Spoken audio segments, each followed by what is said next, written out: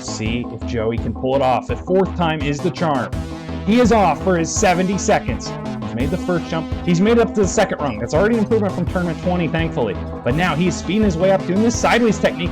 Oh, he misses the jump to the last one, but that's the only mistake he made. He's up in about 13 seconds. Not quite as fast as Smokey, but still plenty good enough.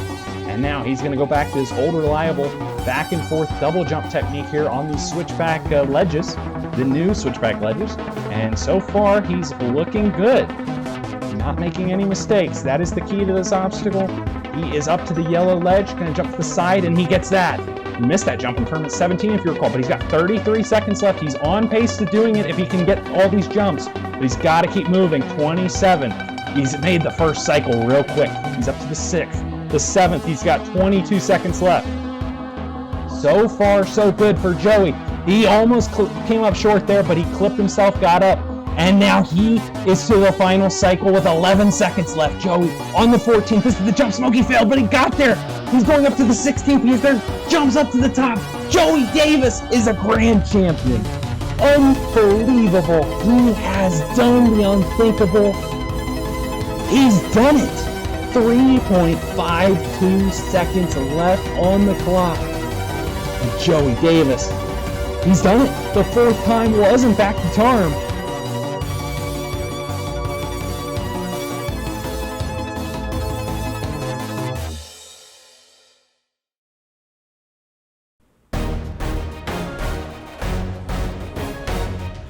Hello everyone and welcome to Tournament 26 of Irish Warrior, and it is a big day as we start Era 4 following all the success from last time. 15 Stage 1 clears, 9 Stage 2 clears, 3 finals, and Joey's total victory. The question is, how will our competitors respond to the new course?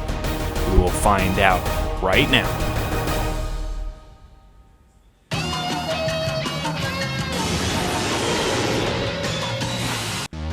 The first stage, really like the rest of the course, has had a bit of a makeover. All begins with a new first obstacle once you run through the 4 arches, the Crazy Hill Run.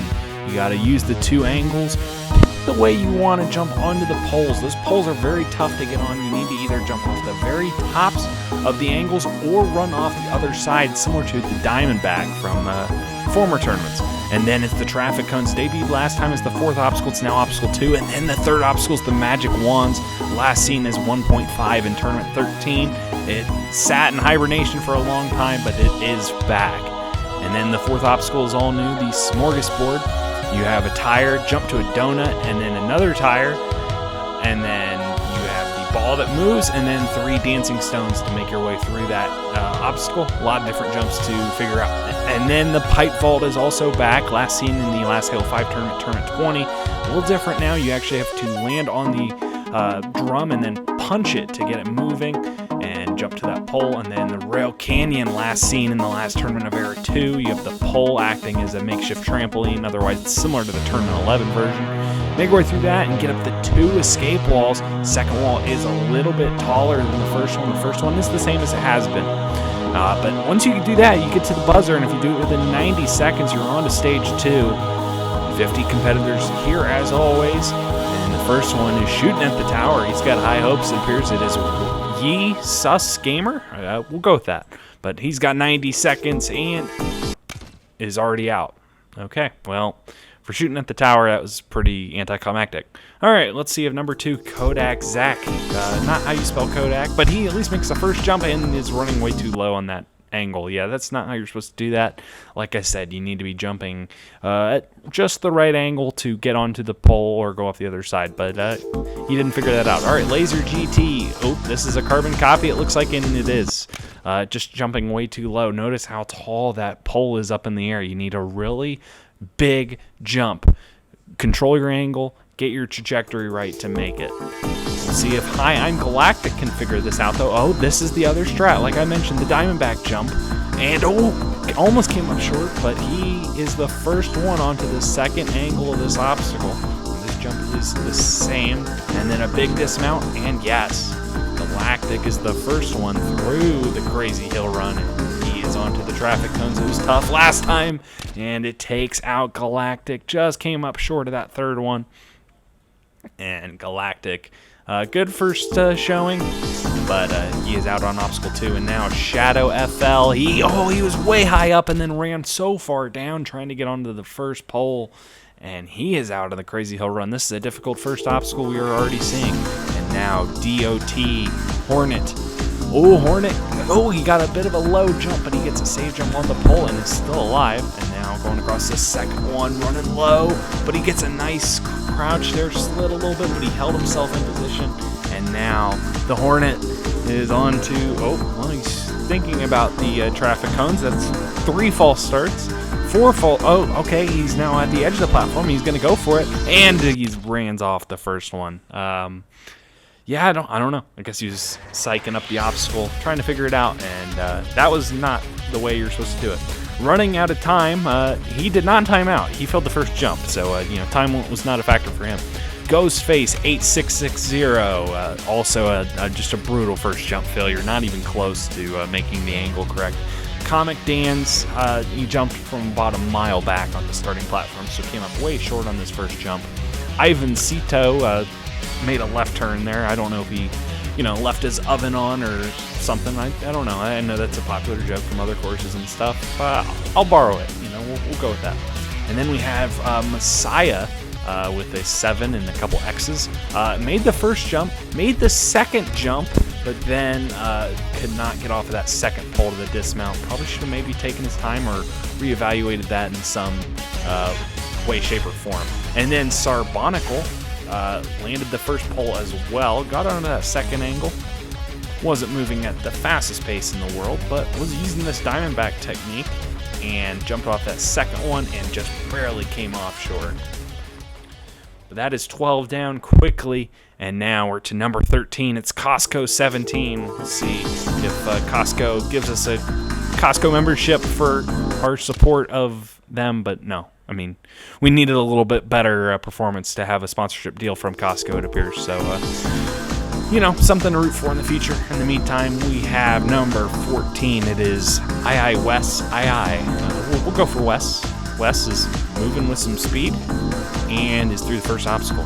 Wes Welker was a pretty fast wide receiver back in the day, but he's showing similar speed, but unfortunately too much speed across those traffic cones and almost flew over that second one, got a bit of a slide on it, trying to crouch and land it, and that has taken him out.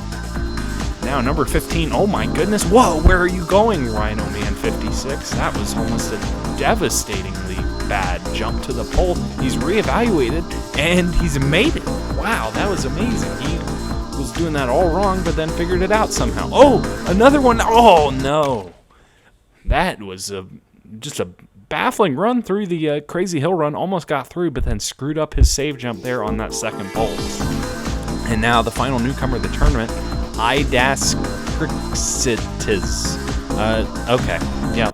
He was about as confused on that jump to the first pole as I was trying to pronounce that gamer tag. So, yeah, we'll just move on to all of the returning competitors now. The first of the group is Jun Sato. He's formerly known as Jun Stao, but he changed his gamer tag since the last tournament. He did fail the tombstones last time, but so far moving nicely across the Crazy Hill Run, going now for that second pole. Save jumps, and he cannot pull off the save jump on that pole, and Jun is out on the first obstacle for the second tournament in a row. Bit of a tough start to his career, but you know what? I'm looking forward to hopefully seeing him come back and bounce back next time. In the meantime, though, we have someone who's been around for a lot longer than Jun Sato. It is Elite MKB, back for his second appearance after he was a bit of a plonker, in the words of Hunter, or some other British term, as he failed the first obstacle last time. But like Jun, first one was no problem. And now running along, getting ready to jump for that second pole. He lands it and runs off. And Elite is down at the end of the first obstacle for his second tournament in a row. Crazy Hill Run is proving to be a very challenging start to this renewal course. And now, though, it is a milestone run. Number 19, it is Foamy Boy, making his 20th appearance. His 20th appearance in a row, in fact. It's been very fun. Awesome to watch Foamy's dedication across these tournaments. Oh, a low jump off that first angle, but he was just able to crouch and stick on. now lining up. Oh no! He runs off. Cannot even get a jump to the second pole, and that's 2 tournaments in a row. Foamy's down at the first obstacle. Tough break there. Hoping to see him bounce back next time. But we are on to number 20. It is K-Fly 2K. I believe he was number 1 in the last tournament, but he failed the Tarzan Pulse, the second obstacle. K-Fly was not number 1 last tournament. He was number 15. That was bad research by me. In the meantime, though, K-Fly is moving through this first obstacle. He gets the second pole and gets through. Now it is the traffic cones. First one, second one. He's keeping good rhythm, good distance control, and he is through. He's the first one onto the magic wands today, and he can't even land the first one. Oh, man. K-Fly had a promising start, but unfortunately, those magic wands, even that first jump is tricky on him. But now it's number 21. It is Monday Born. 2 tournaments ago, showed up and actually filled the tombstones like a lot of our competitors that ran before in the last tournament did, but he filled it at obstacle 3, and he's beaten this crazy difficult first obstacle, the Crazy Hill Run. And now he's doing a little bit of sizing up the traffic cones as well. We saw one of our newcomers do this, and it didn't work out for them, and it doesn't work out for Monday Born. Came up short and just slides depressingly into the water. Still, a solid return effort. He's 2 for 2 in the first obstacle. So, that's a positive start to his career, and we'll see if he comes back. Now, though, it is number 22, and this is a competitor back. We haven't seen him much, but it is Wolf Ninja 1225. This is only his second appearance since tournament 15. Came back in tournament 22 and did not have a good showing. Failed the first obstacle, the step pillar, and this is proving to be as tough, if not tougher, than the step pillar. But first angle is good, going for that second pole, and is through. All right, Wolf Ninja already better than last time, and now he will take on the traffic cones. Gets a quick jump off that second one, and he could not keep his momentum up to get to the third cone. And Wolf Ninja down at that second obstacle. And now number 23, El Booker Taco. Oh my goodness, he's turning around. He can't jump on the rings. That is out of bounds once you've started your run. El Booker Taco, I don't know if he was doing that to mess around or what, and he still misses the first pole. That is a shocking run. I can't even describe that. I don't know what he was thinking, or if he was trying to be funny or what, but he's down at the first obstacle in pretty baffling fashion. So we move on to Wild Sasuke. Game show, I still call him most of the time. He had a huge run in tournament 24, got all the way to the triple hurdle. It was very fun to watch. Last time, though, took a step back to the booby trap, but we'll see how he goes today. First obstacle is no problems for him. That is a promising start, and now it is these traffic cones. Oh, Wild Sasuke couldn't keep himself straight enough. Wow, he's getting a ton of dolphin hops. This is pretty amazing. Look at him dolphin jump. This is impressive stuff. Oh, I thought he might make it to safety, but unfortunately he's died on about the 9th dolphin jump. Well, in the meantime, though, we have number 25. We haven't seen him in a while. It is Shadowrun 132. This is probably the most happy competitor of the whole bunch. Oh, that was some good camera work there on that first angle. But he made that first jump, going for the second pole, and is through. All right, these traffic cones have been tough. Shadowrun keeping his speed up and is through. Yeah, no wire bridge for Shadowrun today. He's got to be happy. But these magic wands, he's only the second competitor to get here, but he's cruising his way along, keeping his distance under control, and getting through. He's the first competitor to ever take on the smorgasbord. Off that tire, onto the donut, onto the second tire, up to the moving ball, but it hardly moved on him. He moved fast enough. Up those 3 dancing stones, they do not move, and he's on to the pipe vault. He gets a quick punch going for the second pole. He almost overshoots. He gets a couple of save jumps, but he is still alive. 35 on the clock. He's got plenty of time as he goes for the rail canyon. He cannot make the pole. He overshoots it. And Shadowrun, it was a promising effort. Just 2 obstacles from the finish line. But he will not be moving on to stage 2 today. And now it is Snoz's turn. His 21st appearance.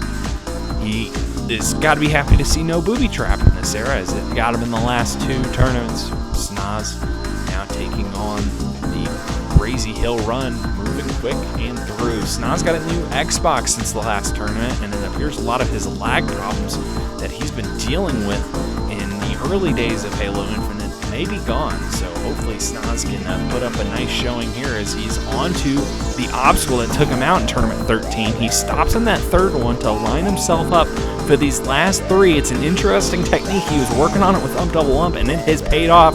But the obstacles are already reset. He didn't need to hit the switch, and that's going to cost him a few seconds. This is a pretty tight time limit. You got to keep moving, and hopefully that will not bite Snaz down the line. But he's moving good. It almost came up short on a couple of those dancing stones, but he is onto the pipe vault. Hits that switch again. Does not need to do that, but he's still got 30 seconds. As he lands the first pole, falling forward, going forward. The second pole. Yes, he gets it. No! He falls off. He tried to save jump, and he couldn't pull off the save jump. He was right at the edge of the platform, and unfortunately, got him in Tournament 20 the last time it was here before today. The pipe vault claims Snaz again. That is unfortunate. It was a promising run. He still probably could have had enough time if he had a clean double escape wall, but that first clear will have to wait for Snaz for another day, as Drago is back. He's already through that first pole, jumping now for the second pole and the dismount on the crazy hill run. Drago failed this obstacle last time. Now it is 2 obstacles earlier in the stage, looking much better today, and he is through the traffic cones onto the magic wands. Speeding his way along this, the full send strategy. Oh no! Too much send for Drago. He overshoots that 5th one. That's how Snaz and Smokey failed that obstacle in Tournament 13, and it's taken Drago out in Tournament 26. Tough break for Drago. Hopefully he can get that first clear on this course in the next tournament. Somebody who cleared in his first tournament, though, was Nicolone back in Tournament 24. Had a high number last time in the 40s, but unfortunately went down at those traffic cones. First obstacle, no problems again for some of our returning competitors that we're getting into. The traffic cones, much improved for Nicolone, and he is now on to the magic wands. Oh, he's going to stop in the second one. We saw Snaz stop in the third and have success.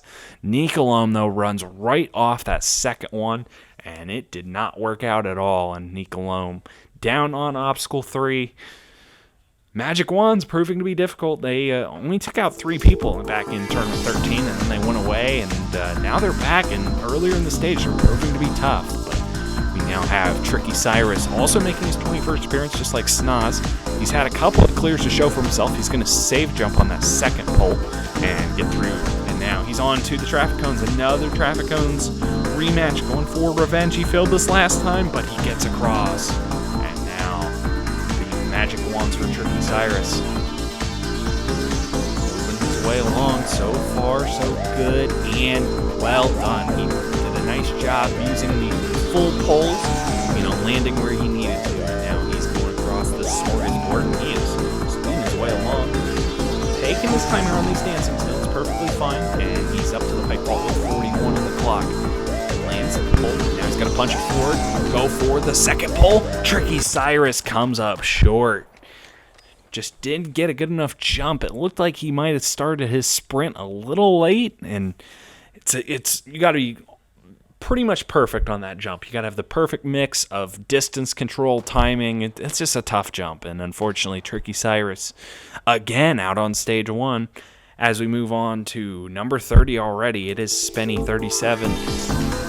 Killer's had a bit of an interesting go of it in recent tournaments. He got 9th place in Tournament 23, which is one of just 9 people to beat the triple hurdle in Tournament 23, but the last 2 tournaments have been a bit of a step back, and of course Tournament 21, he did clear stage 1 for his first time. Now Spenny going for these traffic cones again. Oh, a bit of a weird landing on that second one. I thought he might lose some speed, but he kept enough of it to make it to the third cone and get off of that. Now Killer full speed across. He also flies over that 5th pole. I don't know what the deal is with that one, but we've now seen a few competitors do that. This takes us out to the final 20. No clears yet. Maybe Bubba Ace will be the one to break through. It's been a while. Tournament 3, that awesome run. His first and still today, this his only clear on a Halo jumping course. Maybe new course, new scenery might be what he needed to get his second clear. We shall see as he's going for that Diamondback strat and gets off that first pole. This is probably the smartest way to do it, but again, it's just whatever you feel. It does cost a little bit of time if you're worried about time down the line, as he's now taking on the traffic cones. He beat this last time and he'll beat it again. Oh, man, cameraman kind of loses focus on him as he lines up the magic wand. He's going to try and go in a straight line. It does not pay off. He comes up short of that second wand. It looks like he just didn't get a sprint off of that first one at all. And that is unfortunate for Bubba Ace. Now, though, number 32, Gotenks. This is an all-time Gotenks punch circle. He's got 3 other people there with him. I think that's Elite. I don't know who the other 2 are. It might have been like a Fireball and then a Free. I don't really know. Armors are a little harder to recognize, I would say, on this game. But Gotenks here for his 22nd time. Again, another competitor that broke through in Tournament 21. That was a common theme in that tournament. However, the last few have not gone quite his way, failing in the middle of Stage 1 in each. Gotenks taking on this new first obstacle and gets across. Now, it is the cones. Ooh. Okay, it looked like a little weird jump to that second one, but he put it all together and got through just fine. And now it's the magic wands for Gotenks. Moving across, so far so good. He's high in the 6th one, he gets a slide and can't get the jump off. That is such a bummer to go out in that fashion. A little bit unlucky, but just when you crouch with that much speed, you get that slide, and just Gotenks probably just need to stop there, just get a save jump, recompose himself, and he just kind of was undecided. I think he wanted to go full send, tried to get the crouch to overcompensate, potentially coming up short, and instead the slide got him on that 6th pole but did not get him to the end of the obstacle, and that is a tough break for Gotenks. But we now have number 33. It is Mighty Max 80.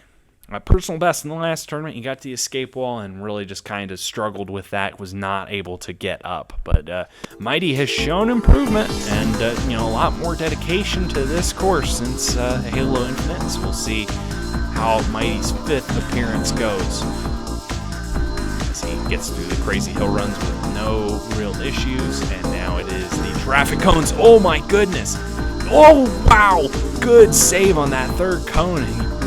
Cut his momentum on that first one, almost came up short of the first one and put him out of whack, but then he was out of whack on the magic wands. He misses the jump to the 2nd one as well. Did not keep his speed up enough. But now, here's somebody that we have not seen in a long time. His first run on Halo Infinite, and he's been somebody that has found success on Halo Infinite. He's routinely made some Stage 3s on Atlantic's course. It is Super Ninja Jake 2, and just to think, his last time here was Tournament 20, and he got to Stage 2 for his 2nd time in that tournament. Jake, though, has a whole new course to deal with. He missed 5 tournaments and now is back. Oh, a bit of an odd jump off that last cone, but he is across and on to the wands. They've been tough, but Jake is moving his way along. Oh, he comes up short of the 5th one. Jake beats this obstacle in Tournament 13. He will not do it today in Tournament 26, and the magic wands have come back with vengeance after all this time in the shadows. Number 35, though, on the course, it is Halo Fan. And a save jump on that first pole. Not the greatest start from Halo Fan, but it looks like he's going to try and, much better on that 2nd pole. Looks like he's got his rhythm back. Halo Fan cleared Stage 1 in Tournament 21, and then has been a bit across the board in the last few tournaments. Getting middle Stage 1, last time failed the triple hurdle. Halo Fan now, though, taking on the magic wands. Oh, bit of lag. He lands right at the edge of that 5th one. He gets the save jump, though, on the 6th one. Almost flew over it. He gets across, and he's on to the smorgasbord. So far, nobody's had any troubles with this, but Halo Fan moving well. One of those dancing stones at the end, climbing right up and getting through. Now 42 seconds left. Still got his sword out. He's swinging the sword. This is not the recommended technique. You need to punch it and not swing the sword at it. Oh, he gets it going. It's going slow. Halo Fan comes up short. just the wrong technique there for Halo Fan. He probably needed to switch to his gun and then get a nice solid punch from about the middle of the barrel towards the front of the barrel to get it moving. It's hard to call it a pipe at this point. I mean, the pipe has gone through a bit of a midlife crisis, if we're being real. It's a lot thicker in size, and yeah, we'll go with that. In the meantime, though, the worker meme must have signed a contract with Gotenks, because he just did the Gotenks intro on the start line, but in the opposite direction. A bit of an interesting way to kick off his second appearance on the course, following a great debut in which he cleared stage 1. We'll see, though, appearance number 2, if he can follow it up on this brand new renewal course. Traffic cones debuted last time, just like him. He gets through for his second time, and now he is on to the Magic Wand, speeding his way along, using that wall a little bit. So far, so good, and he is across. Making good pace in this point as well as he's going across this morning's board. Fourth ball, I swear it moves, but like our competitors are just flying across and not really having that thing spaz out on him too much. But now he's onto the pipe vault. That is the right. Oh, he goes for a double punch, and it works out. He didn't even need a crouch there. Beautiful jump off, and now he's got 35 seconds for the rail canyon. He lands the jump into it, and now he's skipping rails, going for the 6th, and the dismount, and he gets across. 25 seconds left of the double escape ball. First one is the same as last time, no problem. This second one is tougher than it's ever been, though, on Halo Infinite, but he gets up, and the worker of meme. What a follow-up to last tournament. He clears again. 16.18 on the clock. Oh, he's going to jump into the abyss, and he will never be seen again. No, we'll drag him out and get him for stage 2. But what a solid performance for the worker meme. He's the first clear in Era 4 of Irish Warrior, and Peru's last time was definitely not a fluke, that is for sure. But now it is number 37, another one of our clears from last time. It is Disappoint. He cleared stage 1 in the last tournament again, but he has 2 beam flipper fails to show for himself on stage 2. So hoping to maybe do a little better on stage 2 today. But first things first, he's got to get through this tough stage 1. First 2 obstacles, though, look pretty good, and he's on to the Magic Wands. Oh, he's going to stop in the 4th one. We've seen a variety of techniques on this obstacle. Doesn't matter as long as you get through and Disappoint as. He is on to Smorgasbord. Oh, almost a little bit too far back, but he gets a nice jump off the tire and gets through the rest of the obstacle. He's got 44 on the clock as he goes for the pipe vault. Sets himself in position, going for the pole. He gets a nice crouch. Did not screw that one up with the slide, and now not a ton of momentum, but he gets the pole jump into the rail canyon, using that wall a little bit on that second one, skipping rails and getting through. 22 seconds left of the double escape wall. He gets up the first, no problem. Disappoint with 1 wall to go. Oh, he doesn't get up the first try. 12 seconds left. It's still very doable. He just got to get up. Second attempt is no good. Now the clock becomes a concern. Not up the 3rd attempt. He's got 1 more try. He's got to hurry. Disappoint. Misses again. Disappoint. What a shame. His 3rd time failing the last obstacle, stage 1. He just couldn't get up that second wall. And that is a tough way to go out right at the finish line. A pretty much perfect run until that last wall. He will not be moving on. But now we have Gaming Brando. 4th appearance, he's 2 of 3 on stage 1. A very promising start to his career. Oh, that second pole, though. He almost flew over it. Got a couple save jumps just to keep himself alive. And now he's going for the traffic cones and getting through that. Brando now taking on the wands. Oh, almost flew over the 3rd one. It seems to be a common trend. Our competitors are starting to... we've seen a few competitors fly over some poles. It's just been a tough obstacle. You got to be super precise on it, but Brando was able to hang in there and get through. No problems whatsoever so far, and through the Smorgasbord. Now the pipe vault, 40 seconds left for Brando. He punches it forward, riding it down, going for the second one, getting a save jump, and getting across 32 on the clock. Now Brando gets into the rail canyon, making his way across, taking them one at a time, doing a bit of a... just kind of looking diagonally, but he gets across no problem with good speed as well. 18 seconds, he misses the first wall. That is tough, but he gets up on the second try into the passenger seat. That is fine. Now 10 seconds for the second wall. Gets up the harder wall in one, runs the buzzer and hits it with 6.97 seconds left. And Gaming Brando, for the third tournament in a row, is moving on to stage 2 of, like I said, even before his run, a solid start to his career. It will continue.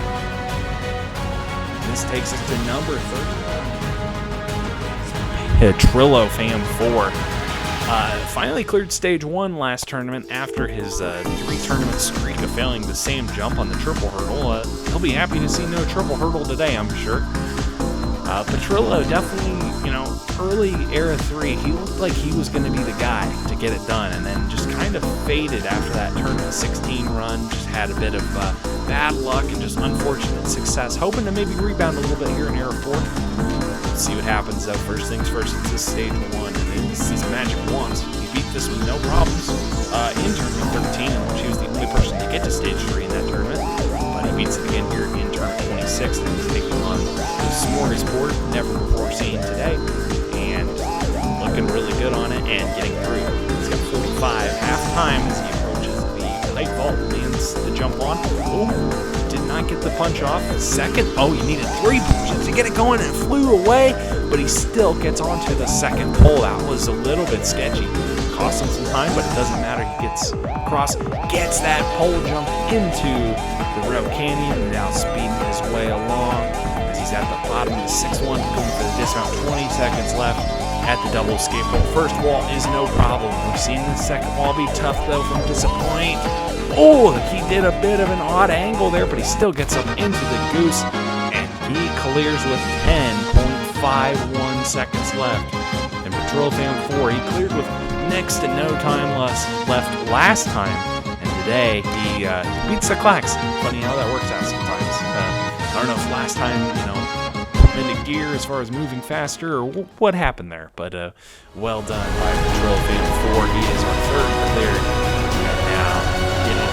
Double ump at number 40. He missed the last tournament, but he has been on a hot streak here on Halo Infinite. Really hasn't missed a step since he came back. He came back in tournament 19 and 20, had a bit of a rough go at the end of Halo 5, but then tournaments 21 through 24, he cleared all of them. Had to miss the last tournament, unfortunately, but he is back, hopefully, with vengeance.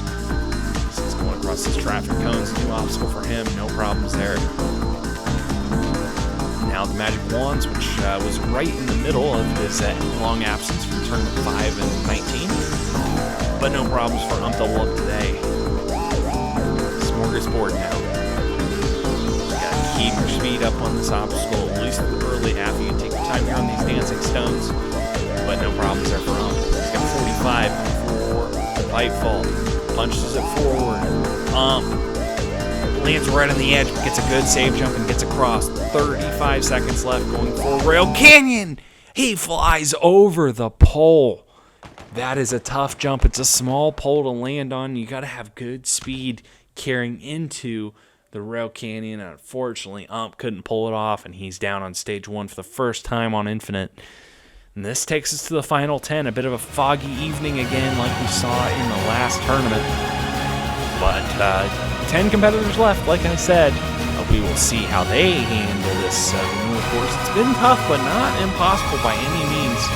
And now number 41, Hunter Unit 751, ready to take his 26th appearance on the course. Oh, he's going for just the normal technique. No Diamondback technique. He's using the proper sides. A bit low on the second one. Gets a good crouch and sticks that second pole and gets across.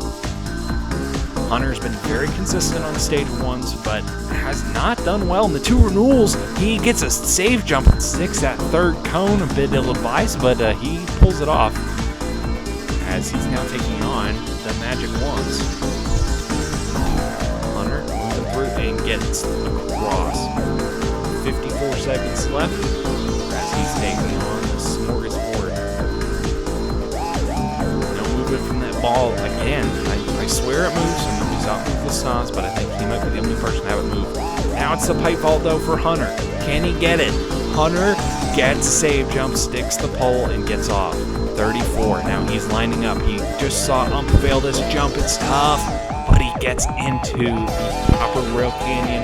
He's got 25 as he's making his way down. He's in all the rails perfectly fine. He gets across. 21 seconds left of the double escape wall. First wall's no problem. Makes that jump up to the second wall and gets up into the goose. No problems whatsoever. 100 unit 751, another blazing fast clear time for his old man slow standards. No, I kid. But, 100 unit, just an impressive run. All right, nothing looked really too in danger there the whole way. He's got a nice crowd there to punch him into oblivion. Congratulate him on his success, his 18th stage 1 clear. He continues his dominance over the stage 1.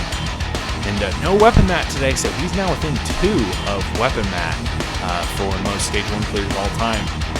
And there we just saw Flame's signature intro in this course, the single shot before he runs. Yeah, we'll go with that. Flame probably, let's be real, he should have got to stage 3 last time, and then the supermarket got him again. He has struggled with that obstacle in his career. Wow, stick and a save jump there on that first pole. Let's hope the second one's a little cleaner, and it is. Okay. Bit of a sketchy start, but Flame now taking on the traffic cones. Whoa, he gets a slide, and he does recover. Wow, that was almost a disaster there. Almost came off in the first 2 obstacles. Flame's got to keep it together here a little bit. Magic Wands looked a lot better than the first 2. We'll go with that. He's got 50 seconds now, a little bit behind some of our other competitors, but still fine on time as he's going through the smorgasbord. He will beat it like everybody else so far as he takes on the pipe vault, an obstacle he has had problems with in the past, and he gets a bad punch and falls off the back of it. Flamosaurus, he failed it a couple times in early Era 3, and he's failed it again here in Tournament 26. Oh, he landed it. He tried to punch it as he lands, but couldn't get the punch off to move it forward, so then he scooted to the back of the barrel and punched it, and if you're too far back, you fly off the back, and that is exactly what happened to Flamosaurus, and that is the end of his day. Tough break for him, but from a Flamosaurus to an Eternal Flame. Eternal got to stage 3 for... I believe it is she. Correct me if I'm wrong there. But Eternal, got to stage 3 for their first time last tournament. Failed at the hockey pucks, but it was a nice run on third stage 2 appearance. Finally getting to stage 3, putting all the pieces together. We've seen Eternal have success on other courses as well, so we're seeing Eternal really rise up the ranks and become a potential top jumper. We'll see if Eternal can keep it going here, though, in this renewal tournament. First 3 obstacles were no problems and a lot of speed for Eternal through those first few obstacles. The smorgasbord, you gotta keep your guard up.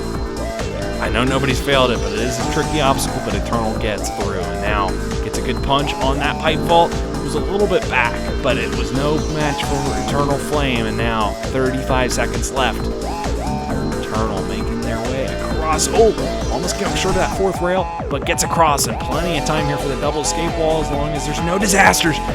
Misses that first one, but that's okay. Going for the second attempt on that first wall and gets up. 18 seconds left for the second wall.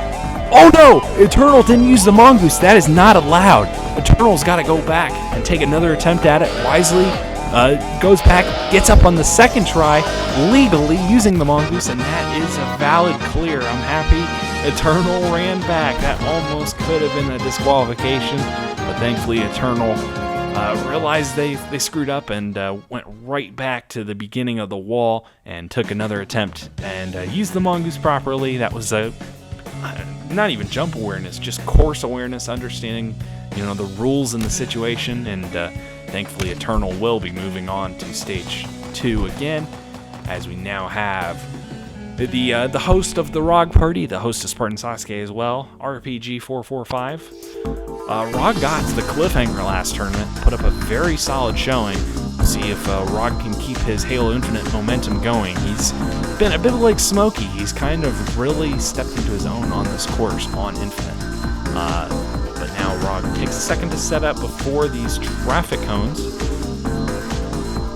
Looks good and is across. 65 for Rog as he begins the magic wands. Going full speed across. Controlling his angle well and gets through to the smorgasbord. Looking good here as well. Dancing stones at the end and no problems there. 42 seconds left for the pipe vault. Gets right in the middle, punches it forward. Rog gets a save jump and will get through. 32 seconds left for the rail canyon. Bit of a low jump off the pole, but it doesn't matter. He still gets into the rails. Almost came up short of that third one. But he's moving in midair, controlling his jumps, and gets across. 19 seconds left for the double escape wall at the end here. First wall is no problem. He will turn that goose red. Going for the second one. He'll turn that goose red as well and run to another buzzer. 9.49. And the Rog party will at least continue into stage 2. That will be his 12th clear in 24 appearances. He's up to 50%. And that brings us clear number 6, and that brings us to number 45, Cobra. Cobra is on a bit of a hot streak here. To think, Cobra started his career with 7 consecutive stage 1 fails. He's missed a few tournaments here and there, but he's cleared stage 1 9 in a row. This is a big streak ongoing. He's trying to keep it alive. Only Matt and Joey have ever gotten to 10 in a row. We'll see if Cobra can become the 3rd.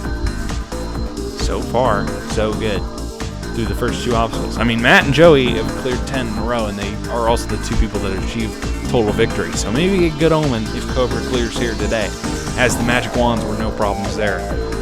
His first time trying that, he failed early in tournament 13, part of that losing streak. But now Cobra moving swiftly across the smorgasbord. None of those objects were a problem, and now it is the pipe vault. Took him out in tournament 15. You can see there that last time he failed stage 1, but he gets it, no issues. 35 for the rail canyon. The jump into it was no problems whatsoever. Speeding along and gets through. He failed that obstacle in tournament 11.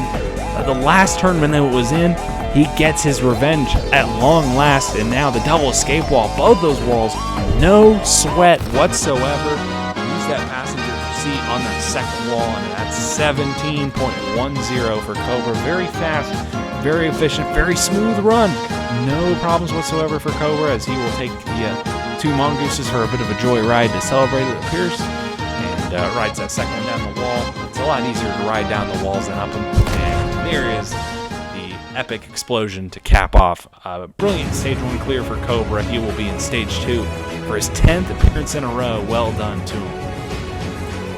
And now, here's somebody that has never missed a tournament again. It is Atlantic, and he's got Free doing his crazy mouse thing. He's done that a couple times before, and Free will do that to, I don't know, motivate Atlantic. I'm not really sure why he did it. But in any event, Atlantic, back from college, he did this run, I believe, over his fall break. So we'll see how Atlantic goes here in tournament 26, following his personal best last time. Gets a save jump on that second pole. Yeah, Atlantic did this actually over his Thanksgiving break. I beg your pardon, I said the wrong break earlier. College is, multiple breaks in the fall semester, and I had a 50-50 shot and picked the wrong one, so please ignore the bad commentator at times. But a bit of lag. I thought Atlantic almost came off on those magic wands. That would have been more excellent commentary, but thankfully Atlantic survives and is moving across this new obstacle. So far, moving pretty good, and gets the end of it with over half of his time left. And now it is the pipe vault. Punches it forward, going for the second pole, and gets it with no issues. 35 on the clock for the rail canyon. Gets into it, gets a save jump there on that first one. Again, that first, I don't think I mentioned it, that first one's a little bit bigger because of the unpredictability of the landing on that first one. Don't want people to be overshooting at first railing. That'd be a bit of a tough way to go out, getting too good of a jump into the rail canyon. By the time I've gotten that disclaimer out, though, Atlantic's gotten up both walls with no problems and gets another stage 1 clear. He clears with 12.81 seconds left. Really again, another competitor with no real issues with a pretty difficult stage 1 in Atlantic. Moving on to stage 2 again, we'll see if he can get a return trip to stage 3. That would be something, following his personal best last time. In the meantime, then we have Fireball, who really, ever since Tournament 15, has just been on an absolute tear. Other than that one fail in Tournament 18 at the hands of the Pipe Vault, and guess what? The Pipe Vault is back today, so let's hope that is not a bad omen for Fireball, making his 25th appearance today. I guess it's a landmark appearance. It's up to debate, I guess. But first 2 obstacles, no problems for Fireball as he's taking on the Wands. Moving nicely and gets across. 57 seconds left. Smorgasbord speeding his way along. I mean, he's having no trouble here getting the distance and the height required to make all these jumps. Now the Pipe Vault took him out in Tournament 18, his last time failing stage 1. Fireball gets a save jump, and he will get through. 37 seconds left for the Rail Canyon. He's going to stop on the pole, back up, and get the jump in. That is a huge jump to make while stationary, not really recommended, but Fireball's pulled it off, and he's got 25 for the double escape wall. Gets up that first one, no problems. Running to the second wall, no problems there either. And that is another solid performance for Fireball, 16.13. Fireball moving on to stage 2 for his 17th time. Oh, what's this? This is a little bit different than Cobra's Joyride. Oh, he's flying down and he crashes into the Rail Canyon. A bit of a tough way to go out, but also exciting. We will see Fireball once again in stage 2. And now we have our 3 finalists from the last tournament. The 3 that made history. First time we got to 3 finals on this course.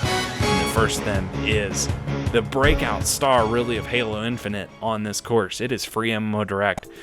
He's just been unbelievable the last 2 tournaments. He got off to a bit of a slow start, seemingly, compared to his potential in the first 3 tournaments, but getting first place in Tournament 24 and then getting to the final in Tournament 25. Wasn't the greatest final run, but I think he learned a lot from that. He's hoping to build on the success of the last 2 tournaments. The first 2 obstacles were no problems.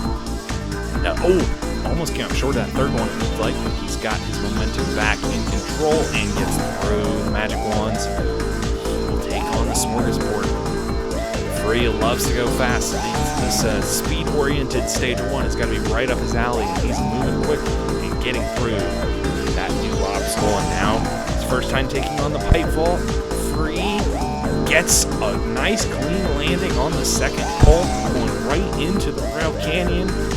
Oh, no! That could have been disastrous for Free. He almost flew over that second one, but somehow keeps himself under control while moving at a very fast pace. Gets up the first wall, no problem. Going for that second one at the end. He gets up and will run to the buzzer again. 18.96. That is the fastest time so far.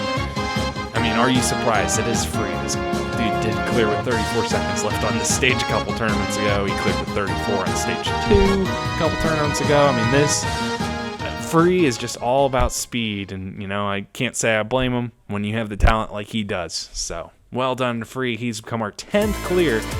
Very solid showing so far in renewal. We could get to 12 our final 2 clear, and the first man to go frankly could have been wearing number 50 in this tournament. If it weren't for a heartbreaker on the final stage. Smokey Massacre finally put it all together on stage 3 last tournament. Was putting on a masterclass in the final, but came just completely unglued on that final cycle of the Cubic Chaos. Was definitely a heartbreaker, but Smokey knows it is within his grasp of potentially becoming a champion on this course at some point.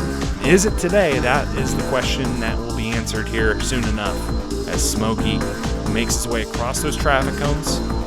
And now it is the obstacle that took him out in Tournament 13. He flew over this 5th pole.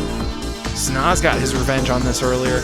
Oh, Smokey had a bit of lag. We saw that happen with Atlantic earlier as well. But Smokey will also get some revenge on those Magic Wands. Great to see, as he's now going through the Smorgasbord. No problems there either. He's got 45 seconds left going for the Pipe Vault. He lands it, gets a quick punch off, going for the second pole. He comes up short!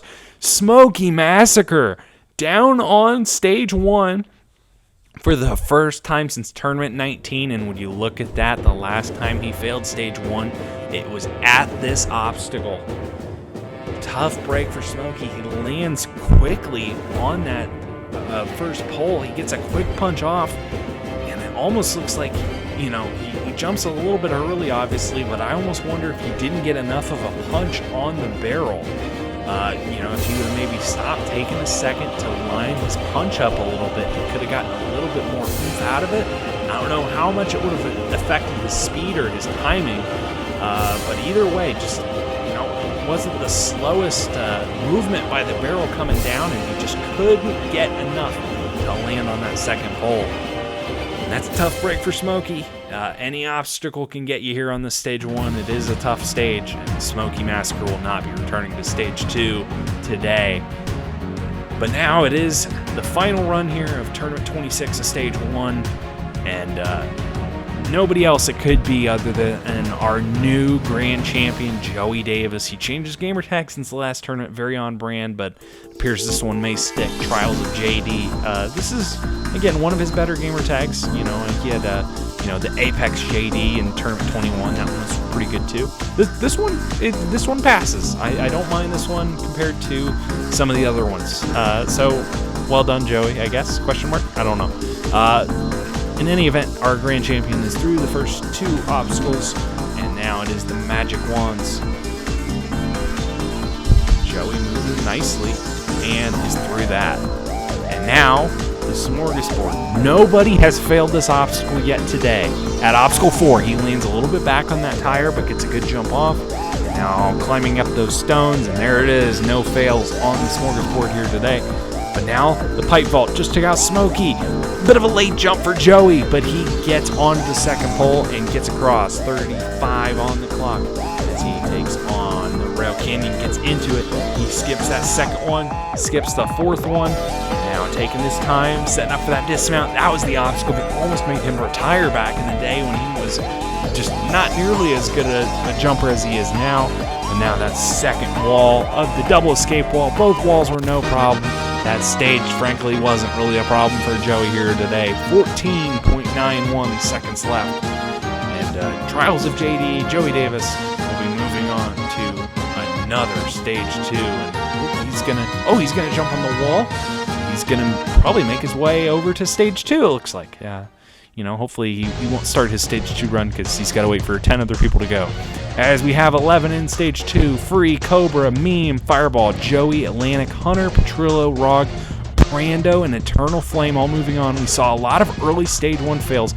Only 19 people beat the third obstacle.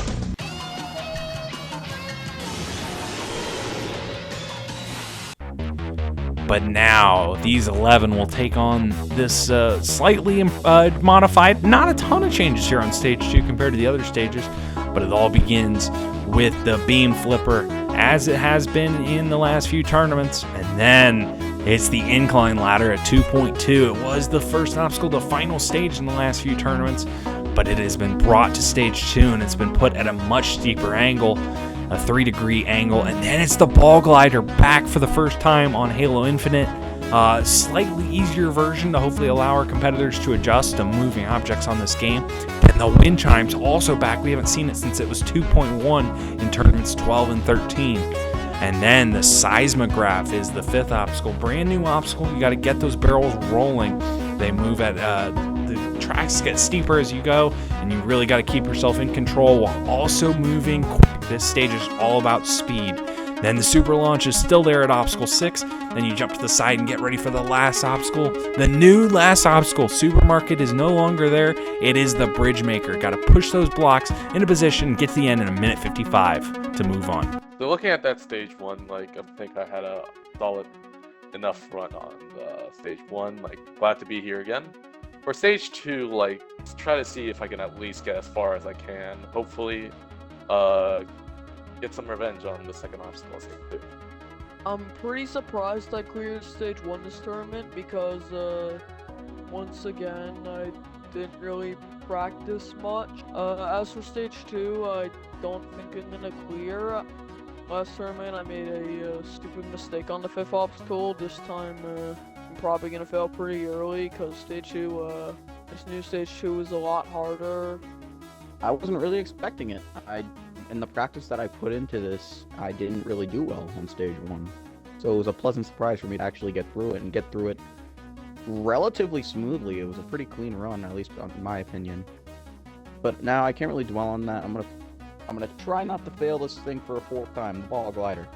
I have a lot of respect for the obstacle. It's a poster child of Irish Warrior at this point. But I have a lot of history with it, and I do not want to think it has the best of me. I want it to think that it can control me. I'm gonna go out there, and I'm hopefully gonna kick its ass. And then if I do that, maybe I can make it all the way through and make it to the 3rd stage.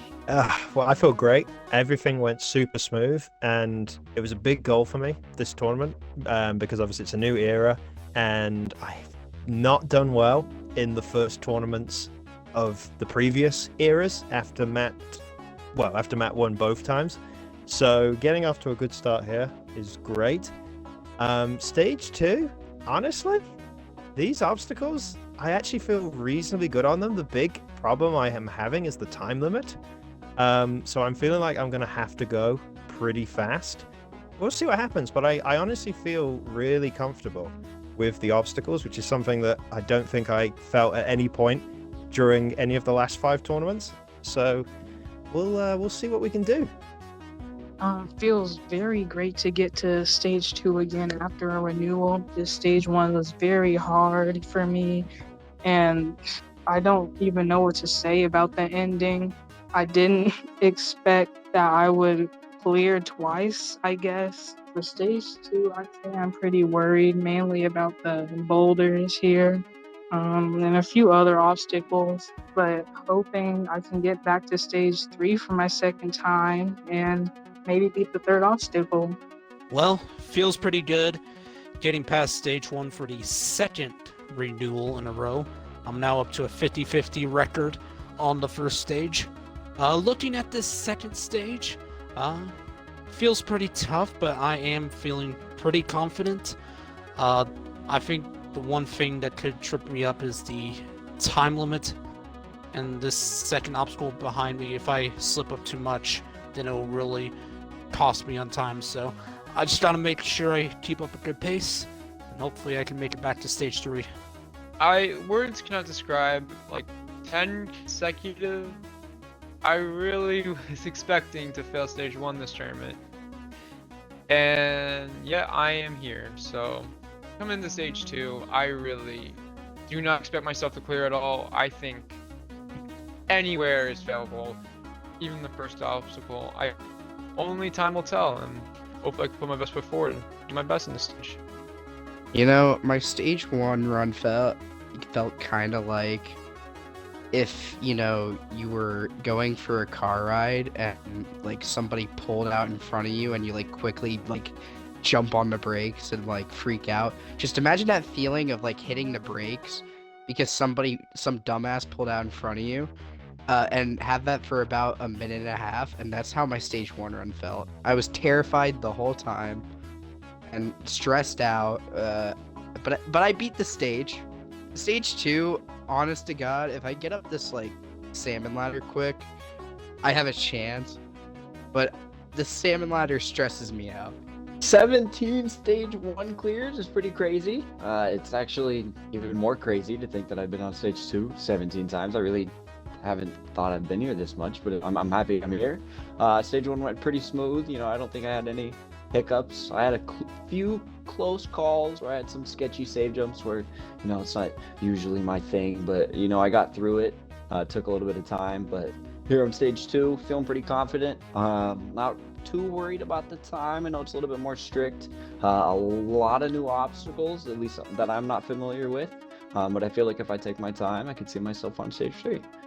Well, besides my little over jump that I almost did on stage 1, it was pretty fluent. I didn't think the obstacles were too difficult for me to do. And yeah, I cleared with a nice time, so that kind of just tells it on its own. Here on stage 2, like, I see the incline ladder right behind me here, and it gives me PTSD from the final stage last time. So today's today. My time is to conquer this obstacle, and I'm just here to have fun today. We'll see how far I get. Well, beating stage 1 definitely took off all the pressure, at least on my left shoulder. Stage 2, I'm holding down my right shoulder right now. I am worried about the incline ladder behind me, especially since it's buffed from the last tournament from the final stage. This stage 2 is very difficult. I feel decent besides this obstacle, so I'm just gonna give it my best shot like usual. Alright, here we go. The first stage 2 of Era 4. 11 here to take it on. The first of them to go, just like last tournament, will be the Worker of Meme. 1 minute 55 here for this fast-paced stage 2. You really got to keep good pace going. Oh my, Meme is all over the place on the beam flipper. They're over my words, sure, whatever. Alright, he gets across in 16 seconds. It's pretty good pace here through this first obstacle. And now it is the incline ladder. It was in the final stage the last few tournaments. It was at a 7-degree angle. Now it's at a 3-degree angle, so it's really steep. You need really good jumps to make all of them. But he's handling it well so far, making a few mistakes.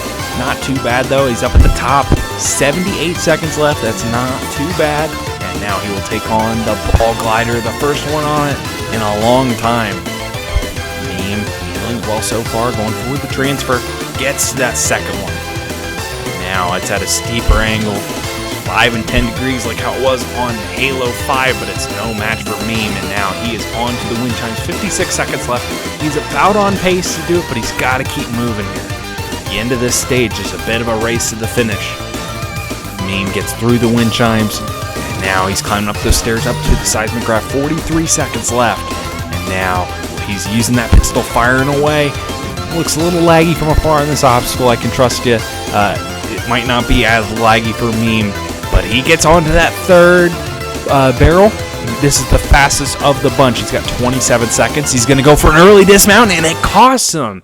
Meme with a solid run up to that point, and he throws it all away, trying to push the pace.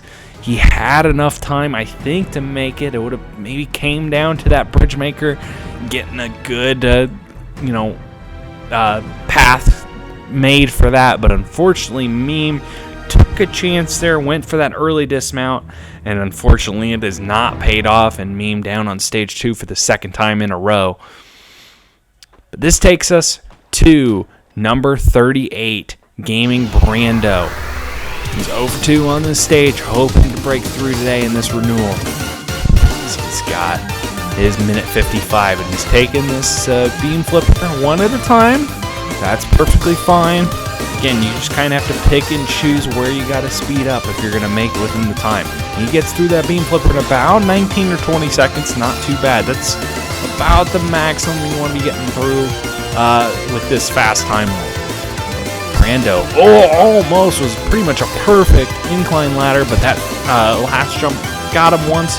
Still moving quickly here as he's on the ball glider. Not doing a ton of shooting, though. He's just kind of letting it roll. Oh, save jump, but he gets onto that second ball. He punches it forward, and that has not paid off at all. It's one thing to shoot it in this game, but punching it was just not the move. That was pretty. I'll say it. That was pretty dumb. But it happens. Sometimes when you're trying to move fast, you can make mistakes like that. And that is how Brando's day ends as we move on to Petrillo Fam 4. He's had a bit of a rough go the last few times on stage 2. He's failed at 2 of the last 3, but Petrillo now on the beam flipper. So far, so good. Had a couple of close calls on him, but not too bad as he's onto the incline ladder. Most of our competitors, really everybody other than Joey and Free, will be taking this obstacle on for their first time today. Petrillo handling it well, getting up with 80 seconds left. Now it is the ball glider. Took him out in tournament 17, and now it is back for the first time in 6 tournaments. He lands that transfer. Well done there, and now he's onto that second track. Rolling it, not doing a ton of shooting, just kind of letting it roll. And he gets across. He's got a minute for the last 4 obstacles. Wind chimes. He's getting good jumps off of all these. He gets a slide on that 4th one. It was a little close, but he gets across. Those jumps get progressively further as you go, just like the old wind chimes back on Halo 5. It's the first appearance here on Halo Infinite here today. He's got 38 as he's onto the seismograph, and he is shooting, kind of shooting it to get it going, but not doing a ton of shooting as it's actually rolling down the track. He misses the jump up to the third, but he lands back on the barrel. That is fine. And now 23, as he rolls it forward, he lets it hit the stopper. He does not make Meme's mistake, and he's into the mongoose for the super launch. He's got 16 seconds left. Trophy 4, got to jump out.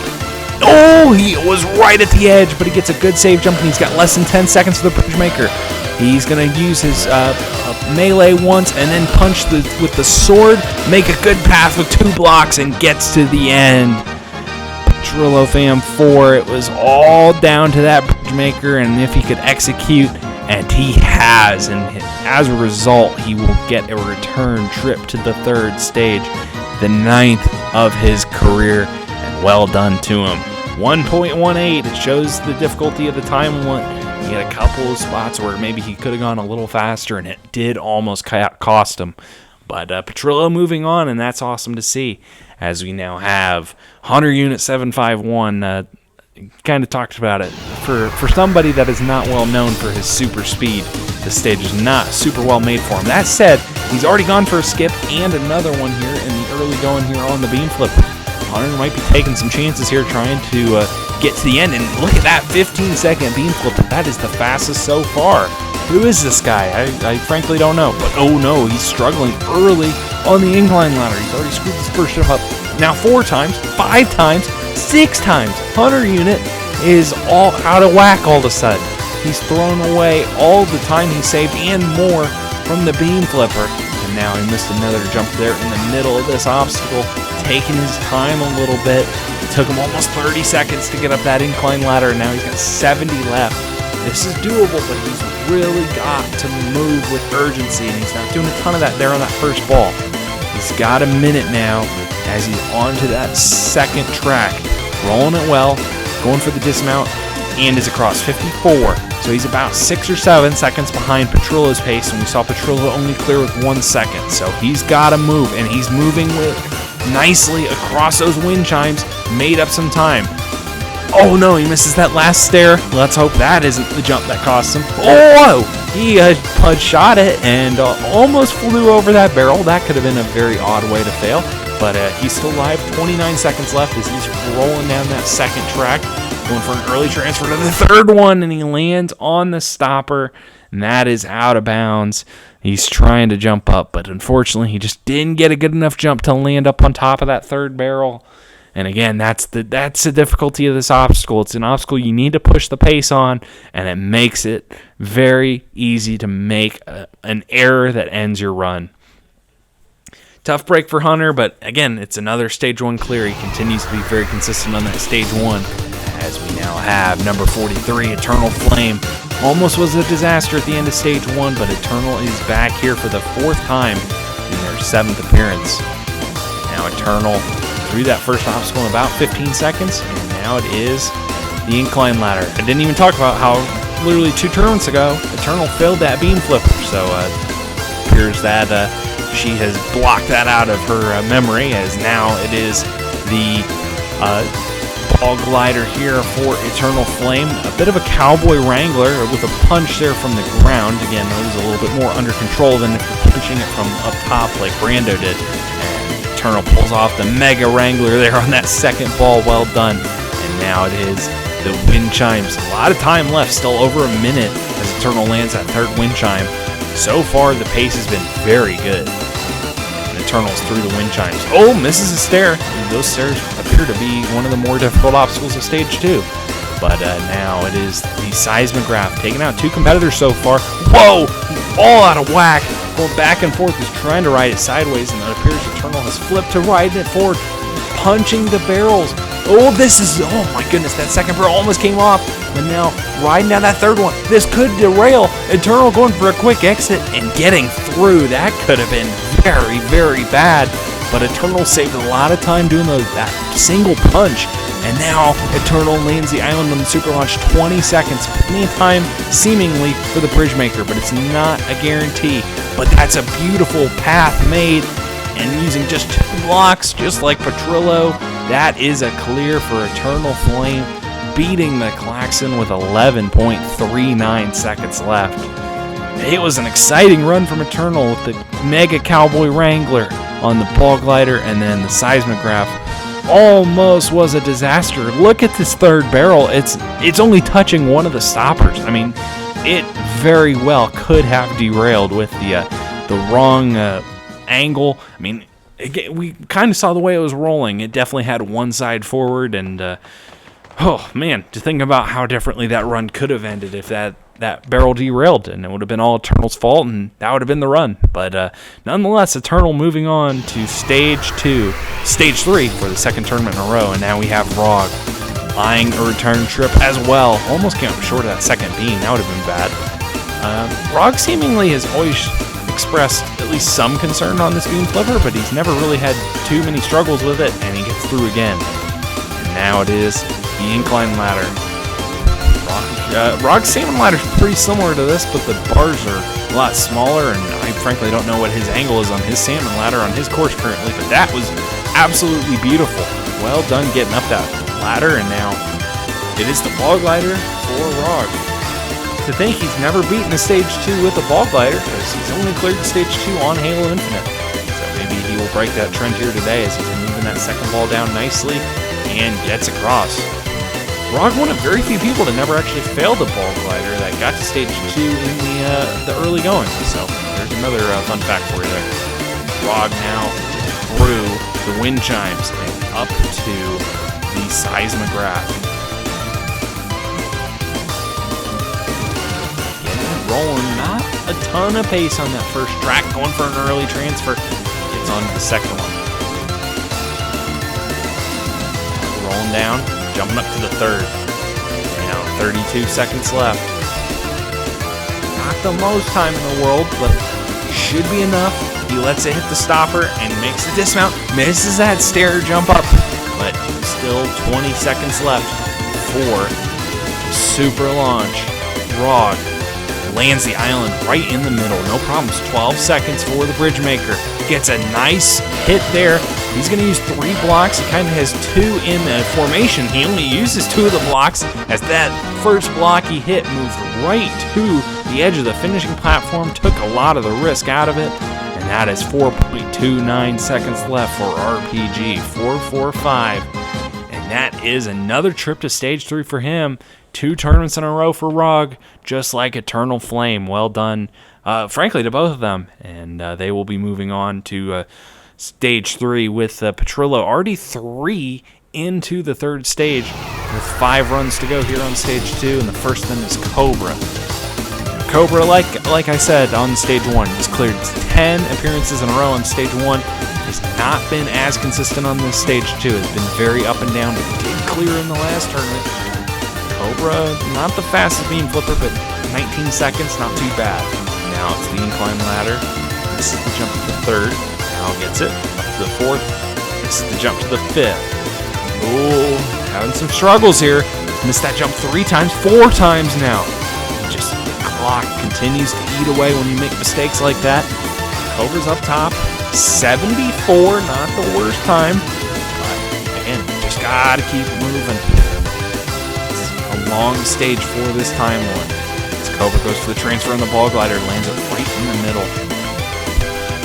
Glider not proving to be too difficult here in its first tournament on Halo Infinite, as Cobra gets that dismount. 54 coming to the wind chimes. We saw Hunter on a similar pace, so Cobra's got to keep it moving, but he's struggling and he is off.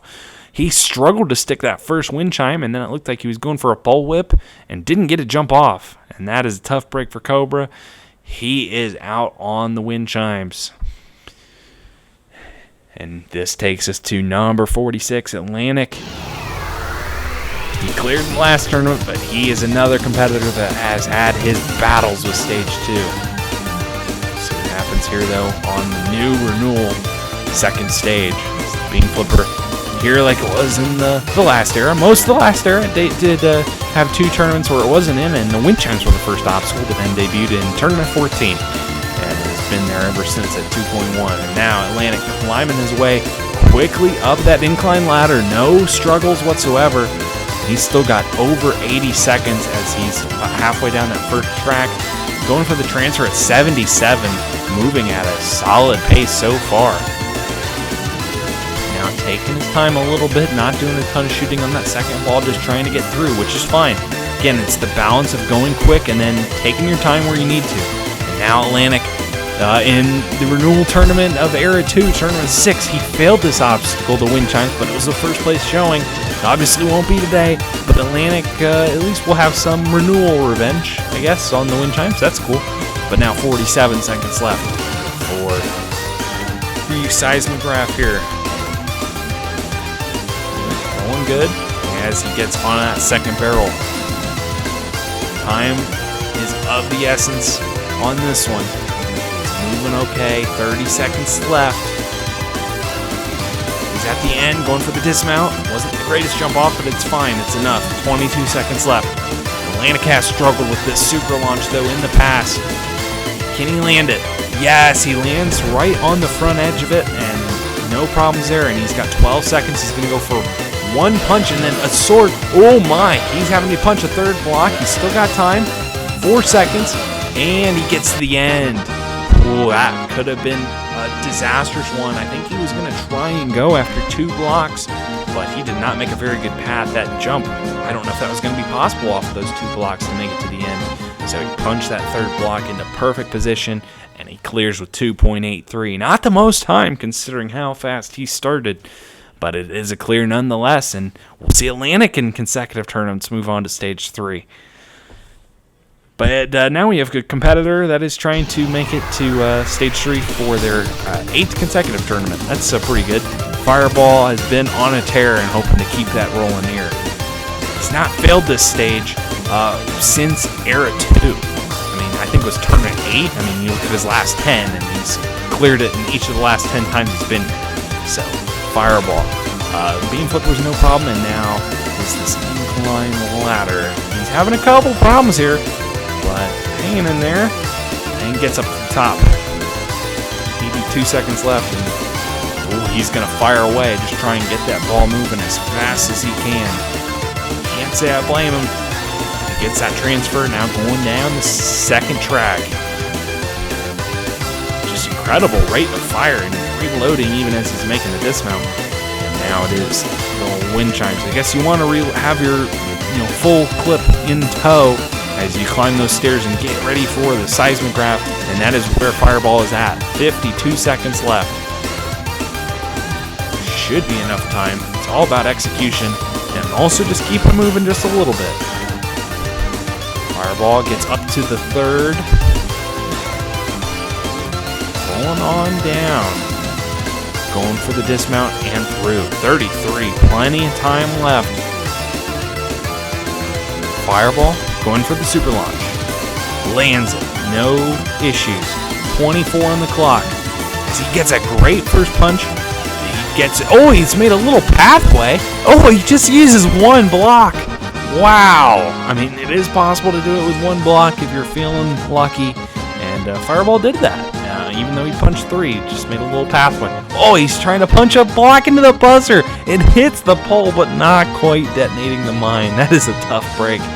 But still cool looking, and now he will celebrate. Oh, and launch himself into the abyss. That was fun. Great run by Fireball, and he had fun on the new toy that is the Bridge Maker. So, that's all you can hope for Fireball. And he will be moving on again as we now have number 48, Freedom Modirect. We have 2 remaining. It's our 2 remaining finalists from the last tournament. And Free, this is his, with all due respect, no pun intended, his MO. He full sends that beam flip. I have no idea how he does it, but he is just unbelievable at that. And now look at this on the incline ladder. The obstacle that single-handedly ended his final stage dreams last time. He flies up at a perfect run, and holy cow, 85 as he lands that second ball. this is a man, frankly, like, the time is not even a factor at this point. He's gone so fast. He's beaten the first 3 obstacles in under 40 seconds, and he's going full send across these wind chimes, stopping on that third to get a pole whip. That's perfectly fine as his jumps get tougher, and he gets up the stairs to the seismograph. It's still over a minute. This is wild. Free gets on the second one, shooting away. Still pushing the pace, even with time in hand. He turns a little bit to angle himself, get ready for that dismount, and he gets it 43 as he's driving up the ramp, getting ready for that super launch dismount. Lands it, no issues. 35 seconds left, but it's not a guarantee. You just got to execute this bridge maker, but he's made a perfect path for himself, and Free has absolutely demolished this new stage 2 with a 29 flat. He did all those obstacles in just 86 seconds. Hard to imagine a stage 2 run much better than that. He basically did every obstacle with perfect balance of speed and execution. And I guess that's how you get a 29 second left. I don't know if Joey's not even going to go after that. Just you can tell with how he's doing just the first beam of the beam flipper. But Joey eyeing to join Free and the others on stage 3. He has been good on this stage as of late, but see if this renewal stage 2 will bring a change in fortunes. Beam flipper was no problems, but now it's this incline ladder. Taking a little bit more time than he did on the final stage version. Like I said, the final stage I believe is at a 7-degree angle. This one had a 3-degree angle, so it's a little bit tougher to get the jumps.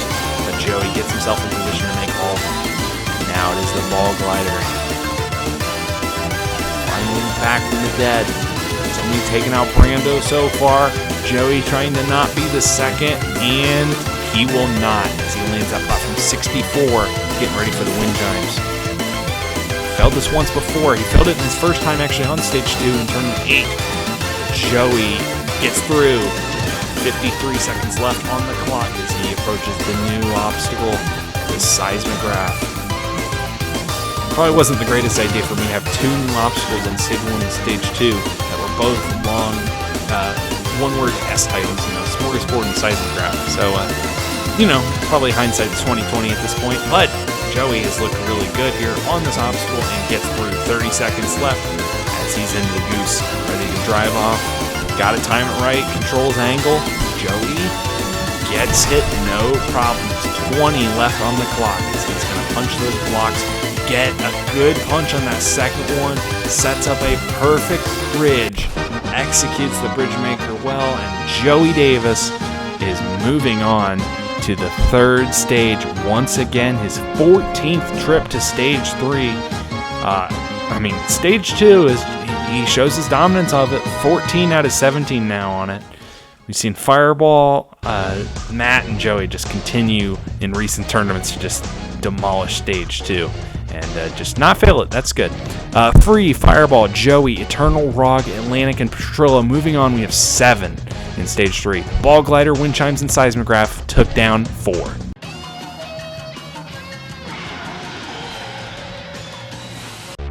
But now it's the all-new 3rd stage. Well, not all new, but it is new.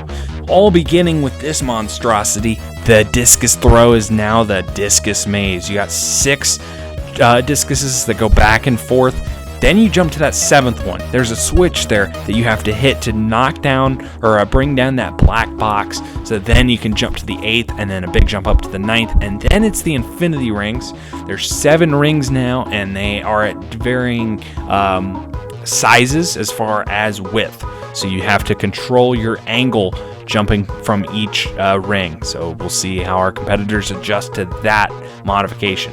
And then the swap winder, the last obstacle of the last 5 tournaments, is now at obstacle 3, but there's only 4 jumps. It's the easier 4 jumps, but the transfers and the dismount are the same difficulty as they were before. Really, the whole obstacle is the same before, it's just shorter. And then the Ultra Giga Cliffhanger awaits. First 3 ledges are the same. The drop down to the 4th, and then that first crazy jump to an angled ledge, and then it's the crazy jump to the first of the moving ledges. The moving ledges move at a 4-second interval At the top of the interval, you need to make the corner wraps that have been so difficult in the past. And then those 2 lateral jumps are now replaced with a shin cliffhanger S jump, and then those 2 upward jumps, the ledges are much smaller than they were before in the original Giga cliffhanger. The drop down is the same, but then this crazy jump has been difficult in the past. It's now even tougher with the moving ledge. Again, 4-second window, and then at the top of it, you got to jump, make that corner wrap. If you somehow make that, you are onto the back half, the home stretch, but you still have 3 obstacles to go, beginning with the spike wheels.